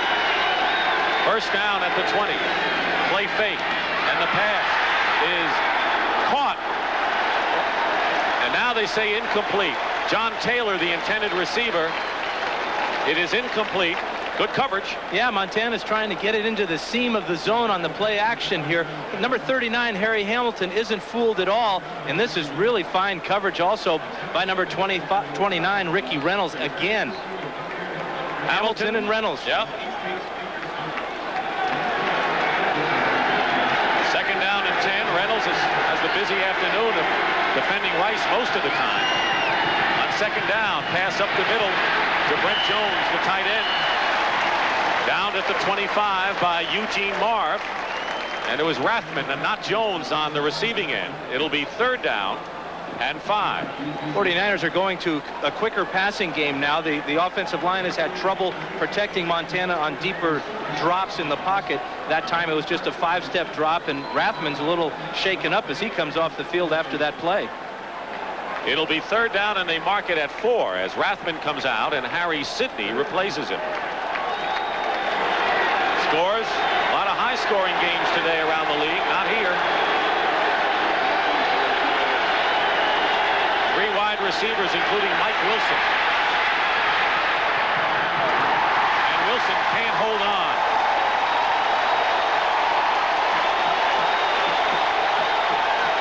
Bobby Futrell defending on the play, and it's 4th down for the Niners. This is what George Seifert talked about, the snowball effect, how you stop things from going bad. This is insult. This is actually injury to insult. Watch Montana get slapped in the face. That might have been a penalty called there against Reuben Davis. But the bad thing that happened is that Montana threw a perfect pass, and Wilson couldn't make the grab and pick up the first down. I've never heard it put quite that way. You've never felt it either. Barry Helton kicking at Futrell, and the kick, he gets it away amazingly. Penalty marker is down. Futrell returning it. We may have an ineligible man downfield as a result of that mix-up there, and Chet Brooks makes the stop. I don't know how Helton got the ball off anyway, and that's the call. Yeah, you can't really blame the offensive lineman, because they feel they have a certain timing that the ball gets back to the punter and he kicks it. There's Brooks on the ground, and this will really hurt the 49ers secondary. They don't have enough healthy bodies back there. Ineligible downfield, number 60 on the kicking team. 5-yard penalty, repeat, 4th down. Injury timeout. It is the center, Chuck Thomas, And you can't really blame him because he figures that the kick is going to go off. And he had a couple of buddies with him because there's about 6 guys that were down early. But you're right about Brooks, with Eric Wright inactive because of his groin injury, and Tim McKyer not seeing any action with a couple of hurts. Now Chet Brooks, the strong safety, leaves the game. That's a good sign, though, jogging off the field. Maybe he just got his bell rung a little bit there. I'm sure we'll see him back in the game. His legs look fine and everything. But again, another symptom of a team that's priming themselves to get beat here. The 49ers letting the Bucs get in, almost blocking that punt. Here's Helton kicking again. No rush on by the Buccaneers. Good kick, too. Futrell back at his 30. Ran into his own man and is down at the 42-yard line. That was a 50-yard kick. Sam Ano up front banged into him, and Chuck Thomas made the stop. 8:07 remaining in the third quarter. Because it is cloudy now, the sun has taken away some of the heat, but it's a toll-taking thing, Dan, I would think. Well, the humidity is what the 49ers are feeling right now. 1st and 10, Buccaneers on their 42-yard line. William Howard trips just a yard short of midfield, but gets good yardage anyway. And it's not so much that the 49ers aren't used to the humidity. You know, there's a lot of humidity in that fog in San Francisco, but the temperature's around 50 or 60 degrees. When you add that 70-80% humidity to this 90-degree temperature, well, you really got something. And of course, you got to keep in mind that a lot of these defensive players signed late. They've been injured. They don't have their legs yet. And that could be in effect. 2nd down and 5. Testaverde's pass is caught by Mark Carrier. That's the first reception of the game for Mark Carrier. Don Griffin on the stop, and it's a 1st down for Tampa Bay. This is Carrier working against Don Griffin on the outside, just a simple down and out pattern. And Testaverde appears to be gaining confidence in his throwing motion and his throwing arm. That ball was a little bit behind Carrier, but a whole lot closer than some of the passes he's thrown today. Carrier has really moved to the forefront as the top wide receiver. Bruce Hill another one, but Carrier may be their best. 1st down on the Niner 42. It's intended for that other wide receiver, Bruce Hill, incomplete. Darryl Pollard on the stop, and right now for a report, let's check in with Brent Musburger in New York. Brent? Kick at the Meadowlands. For Odessa Turner against the Redskins last week, and the Giants try to make it 2-0. Turner looks like a real good one, doesn't he? Great running ability after the catch, also in group size. 2nd down and 10. Sylvester Stamps in the lineup. Number 24 for the Bucs. And the pass is caught, led perfectly, Carrier. Pollard on the tackle, and a fine leading pass. Good for 20 yards from Testaverde. Oh, you talked about Carrier really coming on. He's a clutch receiver for these guys now. This is double coverage here, and this is a perfect throw by Testaverde and a difficult grab having to go down. But Carrier is one of those guys that's taken up karate in the offseason. He feels that it's increased his confidence as an athlete. Better balance, better quickness, better eye-hand coordination. You saw a great example of that right there. He's a green belt right now. Hopes to get better. 1st and 10 at the 22 of the Niners. Here comes the blitz. Testaverde. He saw the blitz coming, and his pass to Peoples is incomplete. And that'll bring up 2nd down. That's the difference between an experienced quarterback like Montana and an inexperienced quarterback like Testaverde. You see the blitz coming, you know it's coming, but the ability to just have the patience to deliver the ball to the receiver and make the big play is the difference. And the only way you get that is through experience. Montana's been in the league for, 11 years or so. This is Vinny's 3rd. He's going to get that experience. And don't forget, he came to a team that was also young, so he has to grow with the rest of his teammates. That makes it tougher for him. And they're growing a lot today. On the delay, Stamps gets hit by one defender. He's a little guy, but it's taken a few Niners to bring him down. And finally, Michael Carter finds the secret. Well, they call him Mighty Mouse. He's only 5'7", but he weighs 180 pounds, and you can see he's well put together. nice big thighs there that gives you the power to break some of those tackles. Scores of games underway now. Brent brought you up to date on the Giants-Detroit score. Chet Brooks, who came out of the game a little while ago, is back in there now, replacing Jeff Fuller.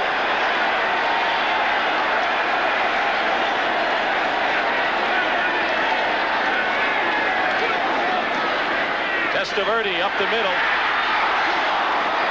And he overthrows Danny Peebles. That'll bring up 4th down. Jeff Fuller covering, and Igwebuike will come in to try to untie the deadlock.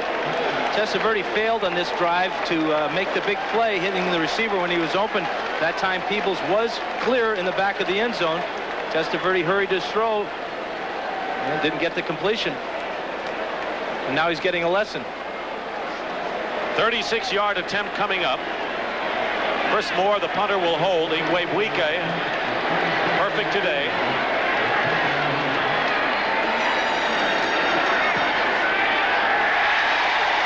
One, too, is perfect. 36-yard field goal by Donald Igwebuike. No longer called Donald Kicker by the coach. He knows his name now, and the Buccaneers lead the Niners. In the 3rd quarter, and the Tampa Bay Buccaneers spinning an upset right now over the 49ers. 9-6, 8 plays, 40 yards. Igwebuike with a 36-yard field goal. And he will now kick off to the Niners. Going deep for them, Terrence Flagler on the left, Spencer Tillman, number 23.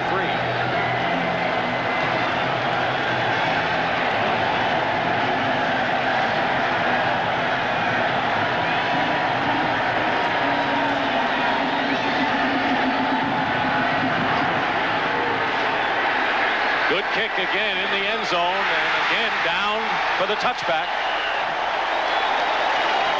Terrence Flagler couldn't get a handle. Now they've been ripping Igwebuike, saying that he can't kick off deep. Well, today he's done a super job of putting the 49ers deep before they can run it out, and they've had to down it a number of times. 80 yards is a long way to go on any drive, but it's even longer when you add the weather conditions we have today. He's been helped somewhat by the wind, but he'll take it. Hey, you start on your 20-yard line every time. That's 80 yards before you get in the end zone. 49ers haven't been able to do it yet today. Mike Barber, number 86, is in the game at wide receiver for San Francisco. Montana on the rollout. And wide open is Roger Craig. And a good pickup to the 40. Harry Hamilton on the stop and a 20-yard pass on 1st down.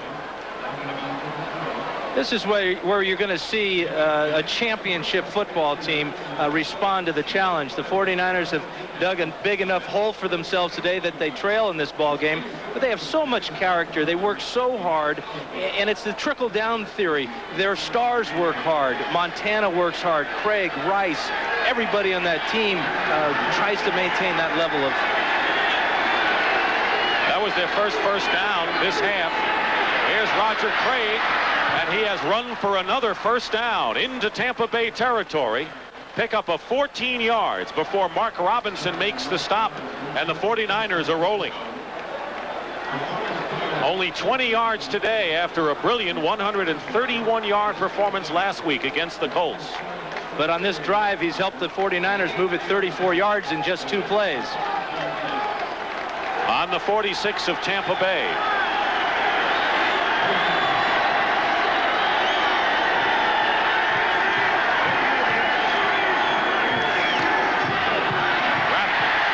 No gain. Urban Randall. What a game he's played at inside linebacker today for the Bucks. Which Buck linebacker hasn't? Moss has been in the backfield. Randall, Eugene Marv. Here's a look at the pits here. Good control by the Bucks off defensive line there. You saw Reuben Davis working there, opening the hole for Randall to plug up, and he got to Rathman. 2nd down and 9. There's Rice in the slot in motion. And Montana has Rathman. And Rathman slides for a couple of more yards. Still short of a 1st down by about 2. Kevin Murphy on the hit. He made the hit, but Rathman bounced off him and picked up about 4 more yards, showing his desire. You know, we talk about the 49ers being tired. Well, these fellas in the white shirts have got to be feeling it a little bit too. They played a nice, cool Green Bay last week. Keep in mind that their growth is going to be measured on if they could ever beat a team like the 49ers. 3rd down and 2 on the 38. Roger Craig is stopped short for no gain. Murphy again. And a penalty marker is down. So let's wait. It'll go against the Niners. And will be declined. Well, this will bring up an interesting decision. Do you want to bring up a 4th down and force the 49ers to punt now, thinking that there's no way they'll go for the 1st down on 4th down, or will you take the penalty? Holding, 62 offense, penalty decline, 4th down. Guy McIntyre was the holder there. I think that you do not want to give Joe Montana another play in any event, and maybe they will go for it here, and apparently they will, but it's 4th down. They've got to make it here with 3 to go. Now, this is a great call by George Seifert. He had a controversial one last week where he took points off the scoreboard. That turned out good for him. Let's see what happens with this one.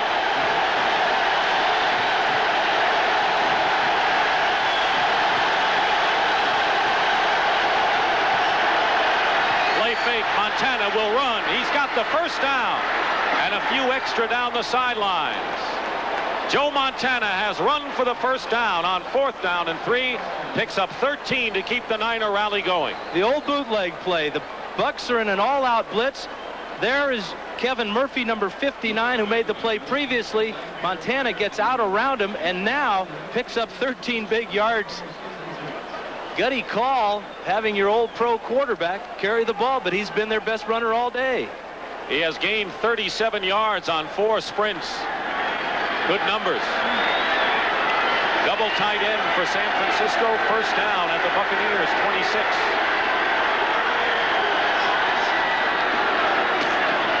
Here's Craig. A yard, that's all.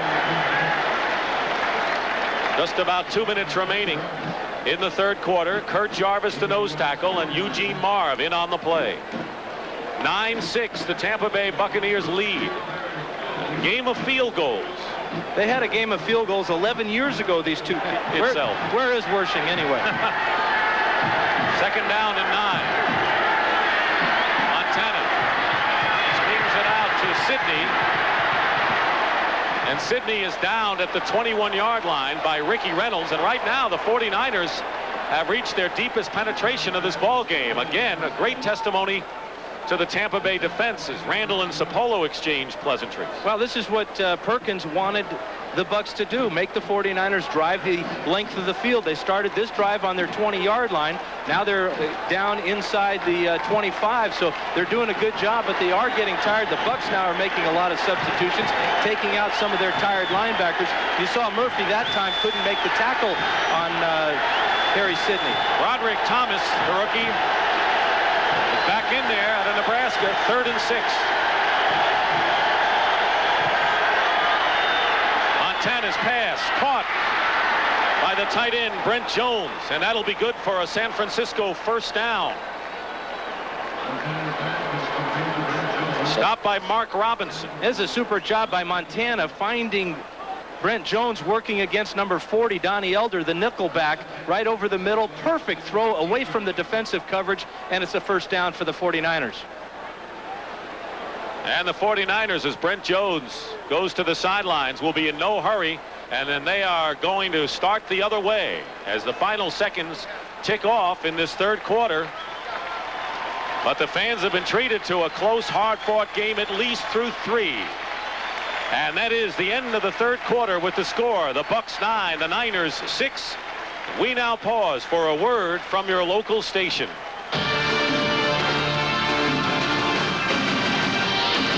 Of the 4th quarter with the Buccaneers leading the 49ers 9-6, but San Francisco threatening. 1st down on the Bucs 13-yard line. Roger Craig still going and gets down to the 1. Tremendous power by Craig. A tackle by Harry Hamilton. Time of possession is very close to even as the 49ers held the ball for the last 5 minutes of the third quarter. Well, and Perkins told us he wanted three things to happen: for his offense to be conservative, his defense to play patiently, not come up and blitz the 49ers, and he wanted the time of possession to be even for them to have any kind of chance. But I tell you one thing, you're not going to hold down the 49ers front line and Roger Craig all day. Two tight ends for the Niners, first and goal at the 1. Fumbled. He also fumbled. Tampa Bay recovers.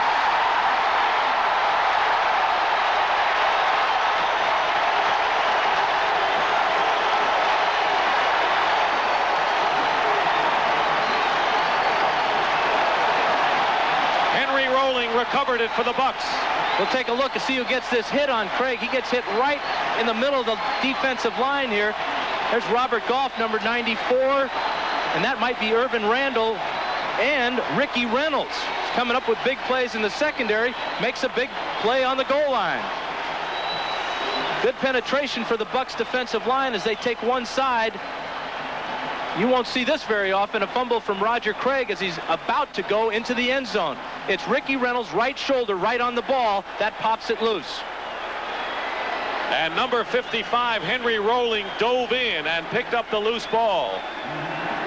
And so the Tampa Bay Buccaneers, they're reviewing this right now to see if Roger Craig might have got in the end zone, broke the plane before the fumble. But evidently, the replay official said no. What do you think the reaction would have been here after that? I wouldn't want to see it. On the 1 yard line, Vinny Testaverde with 99 yards to go, and Lars Tate carries it out for a yard, and Jim Fonhorst on the stop. This is goal line offense the other way. The same plays you run as you're trying to get into the end zone from the 1 yard line are the plays that you run trying to get out of the end zone from the 1 yard line. Same type of play. This time Fonhorst comes up, makes the big play on Lars Tate. As you pointed out, they looked at the replay. They verified it was a fumble. He did not cross the plane. Meanwhile, following a 1 yard gain, it'll be 2nd down and 8 at the 3. James Wilder, the veteran who's now just a spot player. Number 32 is in the backfield for the Bucs. Out towards the 4 yard line is William Howard. It'll be 3rd down now. And now we're going to get a look at Testaverde in a very high-pressure situation, and how much confidence Perkins has will be shown in what type of play he calls here. Will he have Testaverde go back in the end zone and throw the ball, or will they run another play and kick the ball back to the 49ers if they don't pick up the 1st down? One thing's for sure, they're going to have to hurry. The 30-second clock is running down. They're bringing in their wide receivers, Mark Carrier and Bruce Hill, on 3rd down and 6 at the 5 yard line.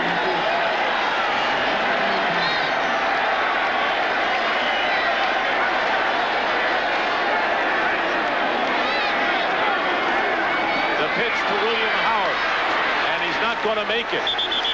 They tried a sweep with William Howard, the 250-pound fullback, and Keena Turner came in and make the stop. That shows you two things. It shows you the respect that the Bucs have for the 49er defense, and also a lack of confidence in Testaverde's ability to complete a pass. Just a simple flip back to the fullback Howard, and the 49ers are spread out, and there's just no way the Bucs were going to get a 1st down with that play. So Chris Moore has nowhere to go behind him. John Taylor is in Tampa Bay territory, awaiting this kick. Taylor at the 39 of the Bucs. Don Smith grabs him at the 32. 35-yard kick, but that's not a bad kick by Moore, who really didn't have much room to roam. The important thing is that he got it off and it wasn't blocked. Sylvester Stamps made the tackle. 70-63. Roger Craig has been held to only 31 rushing yards. Igwe Buike, the difference with that 3rd field goal, and it's 9-6 49ers with plenty of time remaining in the fourth quarter. But again, Tampa Bay's defense is under the gun now with good field position by San Francisco. But you get the feeling that the momentum is all 49ers right now. Great field position to start a drive. And their best starting position of the game, the 32 of Tampa Bay. Play fake. Montana. Rathman. And he's wrapped up at the 30 by Kevin Murphy. He's made 8 tackles today and a gain of only 2. Montana wanted to go deep that time to Rice on a post pattern, but the Bucs would have none of it. They played a deep zone, and he comes off to his underneath coverage. That's just a lot of fine experience. And Rathman showing that he has improved as a receiver out of the backfield. He's caught 6 passes today, now 7. Second down and 8 at the 30. On a reverse, here's Jerry Rice with Sapolo blocking. And Rice will pick up a first down for the 49ers to the 20. Reynolds on the stop, and a good place for that 12-yard gain. Well, you said that Sapolo was blocking. He certainly was, but the old guy, Joe Montana, is blocking also.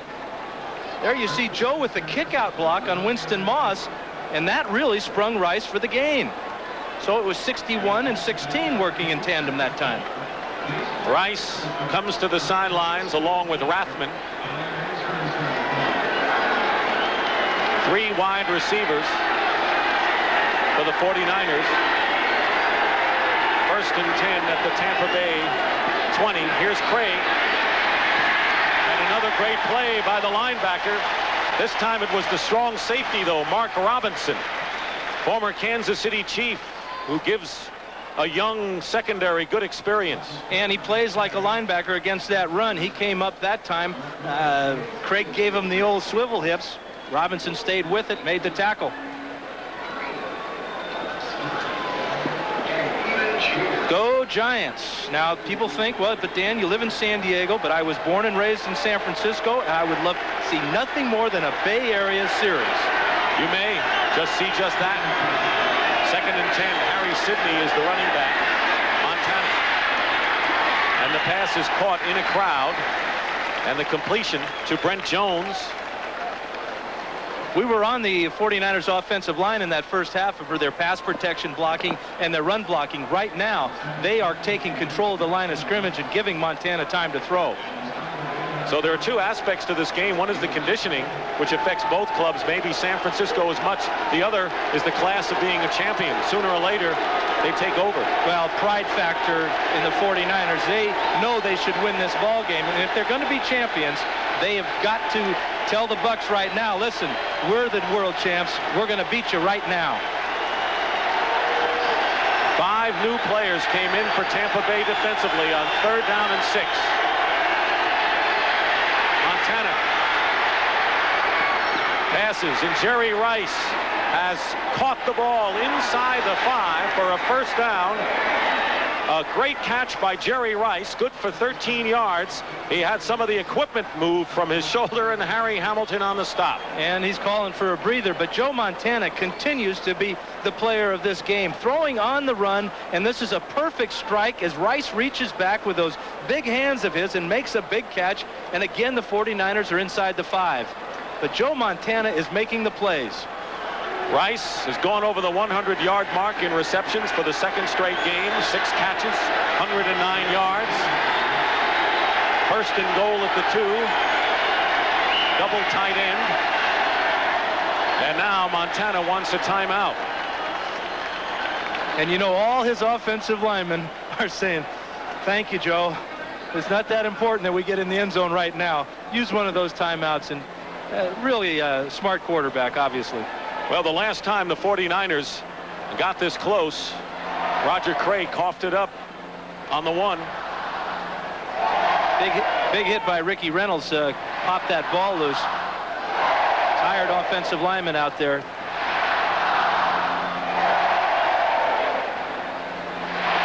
First and goal at the 2. They're using 2 tight ends. John Taylor wants a refreshment.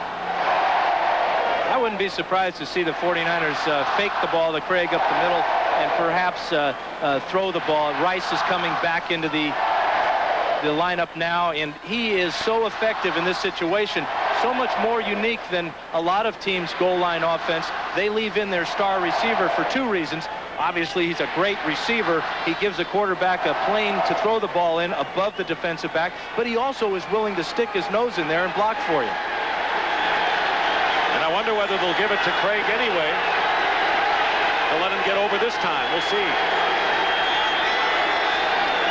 Montana throws wide open, touchdown to Jerry Rice. That's why you use Rice in a goal line situation.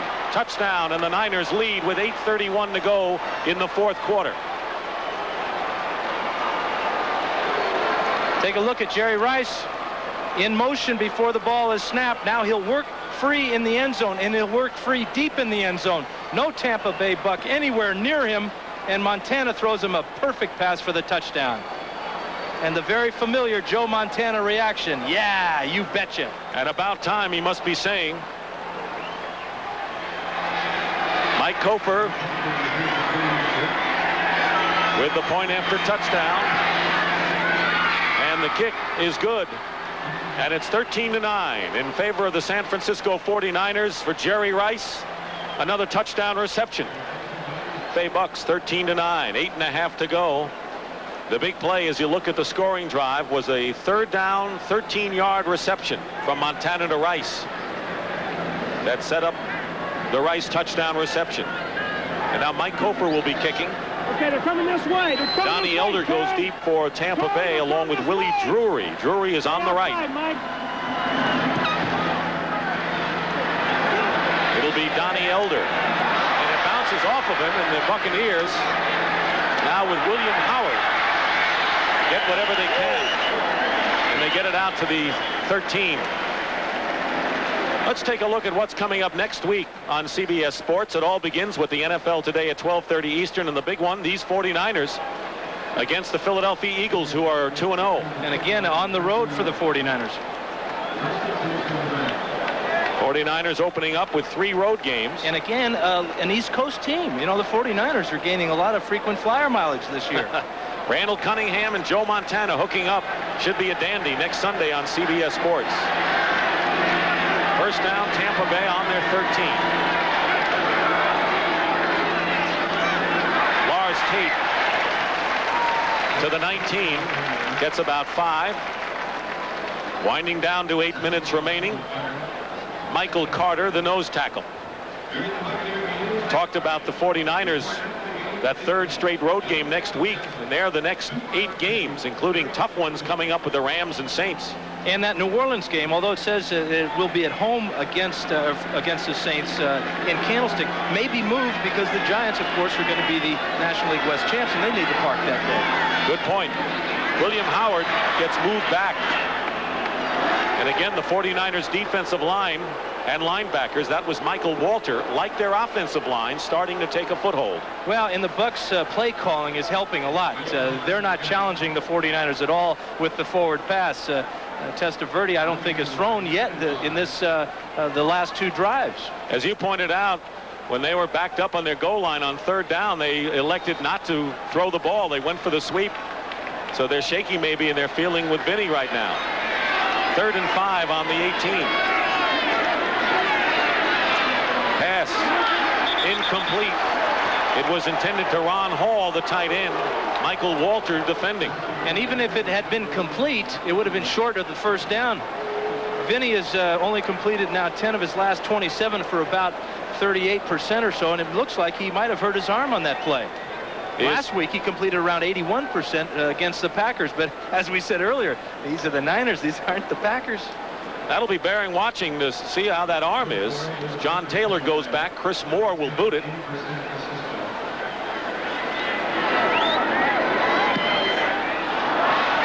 Not a good kick, and a fair catch called for by Taylor just short of midfield at the 49. A 32-yard kick, and there you see Vinny Testaverde over on the sideline, and Joe Ferguson, number 12, who, if anything would happen to Vinny, would be the man of the hour for Tampa Bay. You see he's holding his hand right there. He might have bruised his fingers or something, but This is a familiar pose of last year of Testaverde, that far away look in his eye. I got to believe that he's looking down that tunnel and he's not seeing that light at the end of it. Or even in front of it. First down for the 49ers. They have good field position with 6:54 to go in the fourth quarter, leading 13-9.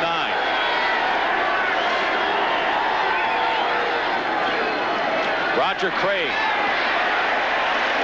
gets 2, and that's all, and a hard hit that time by Eugene Marv, the former Buffalo Bill. Marv was unwanted in Buffalo, and he comes over, another one of those veteran players who had success with another club helping a young team. And the core of this Buck defense is Marv and their 2 safeties, Mark Robinson and Dirty Harry Hamilton. They are the 3 guys that hold it all together. They are responsible for all the communication. I didn't know he had a new first name. Second down and 8. Montana. And nearly intercepted, and it is intercepted on the deflection. Mark Robinson made the hit, and Reynolds has his second interception of the game for Tampa Bay. New life for the Buccaneers. Montana's trying to hit Rice on a curl pattern down the field. The Bucs are in zone coverage. Mark Robinson gets a great read, and he really should have intercepted it. The ball bounces off his shoulder pads, and there is Mr. Ricky Reynolds, the guy that's played awfully well today for the Bucs with the interception. He turns him loose to Robinson on the inside. Montana's late with his pass, and the deflection comes right over to Reynolds. And the Bucs, they got a chance. That's the second interception of the game by Ricky Reynolds. The first one resulted in a Tampa Bay field goal. The crowd is alive again. First down on the Buccaneer 40. Testaverde going up top, and that one is nearly picked off and should have been by Ronnie Lott. And he had open field in front of him. Well, he'll never get a better chance at an interception. Testaverde just floated this ball down the middle of the field, and that's one thing you just can't do when you got the best, one of the best weak safeties of all time playing center field. Ron Hall, the intended receiver, and Testaverde told us that all he did was see Ronnie Lott in the movies, almost to the point where he saw him in his dream. Well, we talked with Testaverde about the 49er defense, and the name Lott kept coming up in his conversation about it. Kind of came up a lot. Oh, no. Woo. Second down and 10 at the 40. Testaverde and Harrier will call it. Let's see if he caught it. They did, and he fumbled. If it's a catch, there's a fumble.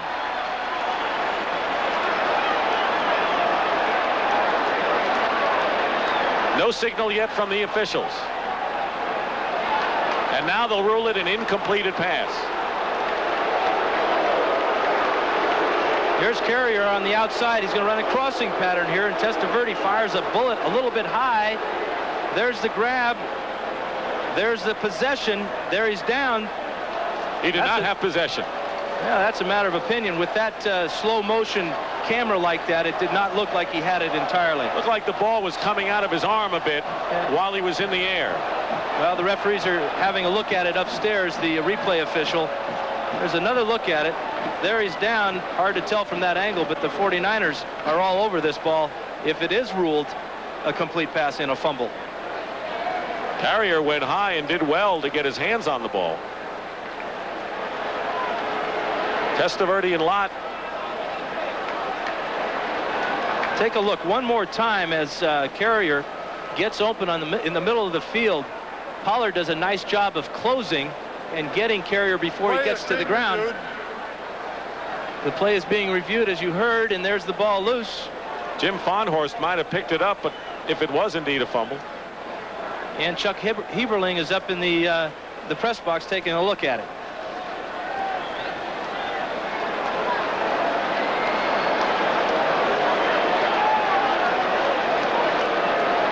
Gordon McCarter, the referee. Hopefully we'll get it cleared up right now.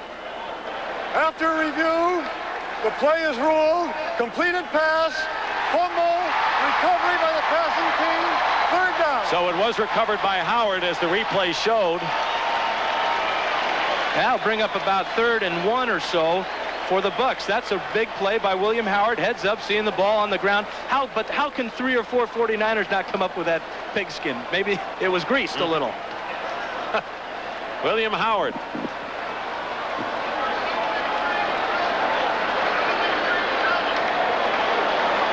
The big fullback, alert. Boy, he moves well for a 250. 3rd down and 1 on the Buccaneers side of midfield. Double tight end. Lars Tate may not have made it. He was held up at midfield, and it all depends where they spot the ball. Michael Walter came up and met him head on. And I don't think he has it where you look at the spot. Yeah, he had to get almost all the way across the 50-yard line for the first down, and he is, as you can see, well short of that. Now, first down. Wow.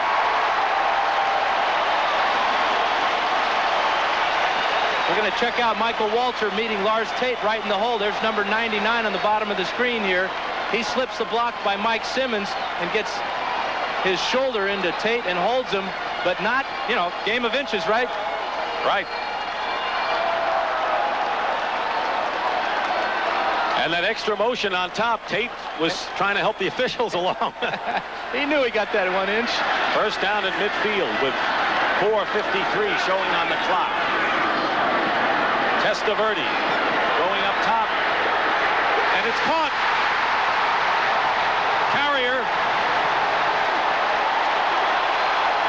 Carrier on the reception.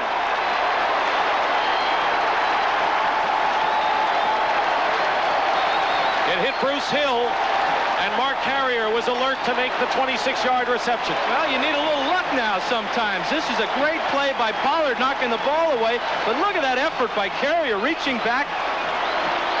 And Testaverde, he knows he got lucky on this one, although he probably didn't see the carom in the catch. A big play, the biggest of the game thus far. 26 yards and a first down for the Buccaneers on the 49ers 25. Mark Carrier with acrobatics galore this afternoon.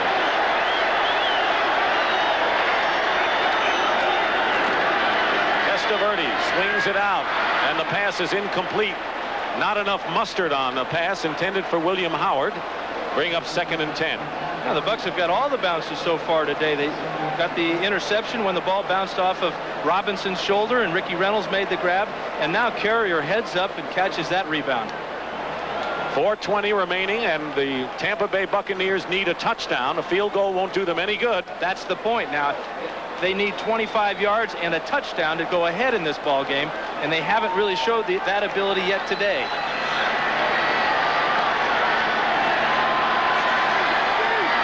Second and 10 at the 25. Testaverde up the middle.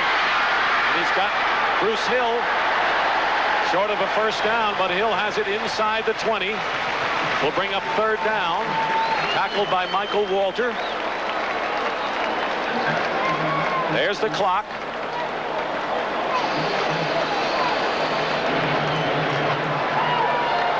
Bill Romanowski comes in for the 49ers, a linebacker. Going out is Charles Haley. It'll be 3rd down and 3 for Tampa Bay. Both teams are moving in slow motion out there. Heat really taking the effect.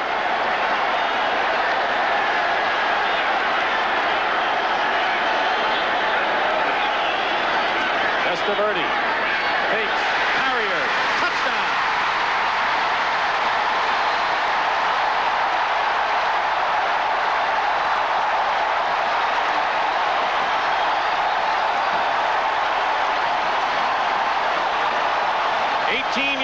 To Mark Carrier, and Tampa Bay leads. This is a old hook and go pattern. There's the hook and there's the go. Don Griffin bites on it, and this is a perfect pass for the touchdown.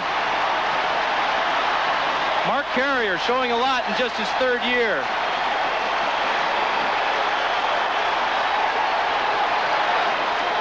Donald Igwebuike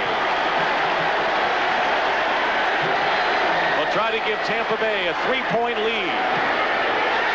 And he does. Carrier with some tremendous work.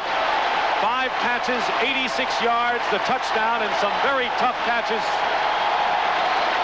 This is what Don Griffin's going to see.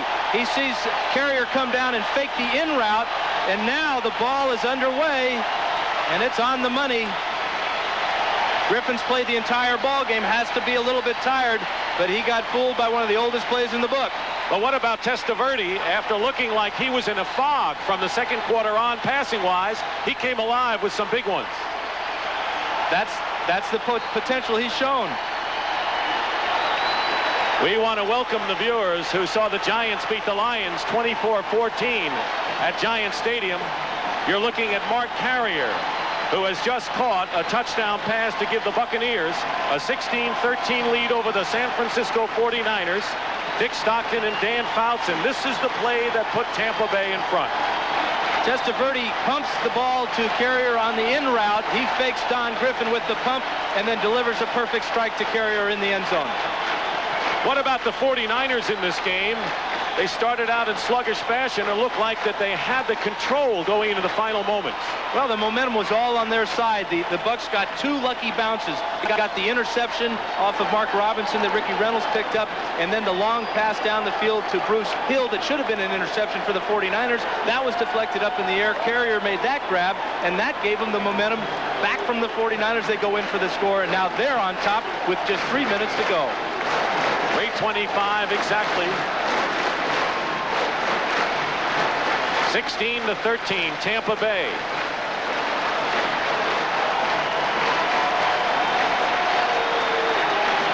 Those of you who were expecting to see 60 minutes on CBS Sports, welcome to Tampa, Florida, where in the final 3:25 of this fourth quarter, with Tampa Bay leading the world champion San Francisco 49ers 16-13. Igwe Buike on the kickoff, and Terrence Flagler returns. Flagler is down at the 30. The Buccaneers have just scored to take the lead on a 7-play, 60-yard drive, capped by an 18-yard touchdown pass from Vinny Testaverde to Mark Carrier, as Testaverde really, after a slumping game, has come on big in a big series. Well, he got the lucky bounce there, and then he really delivered the really crucial pass on the touchdown, where he had to fake the defensive back, make him buy the in route, and then throw it up over the top. Now the 49ers on their own 30. Montana has John Taylor, and Taylor has the first down up to the 45-yard line, a gain of 15. Kevin Murphy making the stop. First catch of the day for John Taylor, who caught the Super Bowl winning score.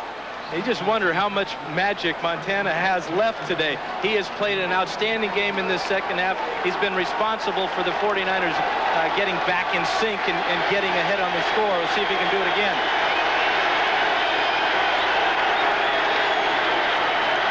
Montana has Rathman. And Rathman gets down to the Tampa Bay 40. Hamilton on the stop, and that was 15 more yards for the 49ers. Yeah, and Rathman had the chance to step out of bounds if he wanted to. He didn't. The clock is still running, and the 49ers are going to go to the hurry-up offense before the 2-minute warning. So the 49ers have 2 timeouts left. Field goal would tie it up. A touchdown would win. Pass is caught, and that'll be a first down. Jerry Rice. And we'll run down to the 2-minute warning. An 11-yard gain. So the 49ers given all they could handle by Tampa Bay, a growing team. 2-minute warning. Great surprise and a shock here after 3. First and 10 at the 29. Here's Craig. Sean Lee with a big defensive play. No game. The clock continues to run. Again, trouble with the running game for the 49ers, but they're going to a hurry-up offense right now. Second down and 10. Montana faked right, flag down, and Jerry Rice makes the catch for the touchdown. And now one official seems to be signaling that he might have been out of the end zone, but there's a flag back down at about the 25. So hold everything. Now, this is a great catch regardless of the fact if he's inbounds or not. Number 93 said no. Number 75 there said yes. And now we're going to find out what this penalty is. It was thrown in the backfield, defensive backfield of the Bucs, so it could be pass interference against either team. Gordon McCarter is our official. Jerry Rice has already caught a 2-yard touchdown pass today. And Montana signals that it's holding in the defensive backfield against the Bucs.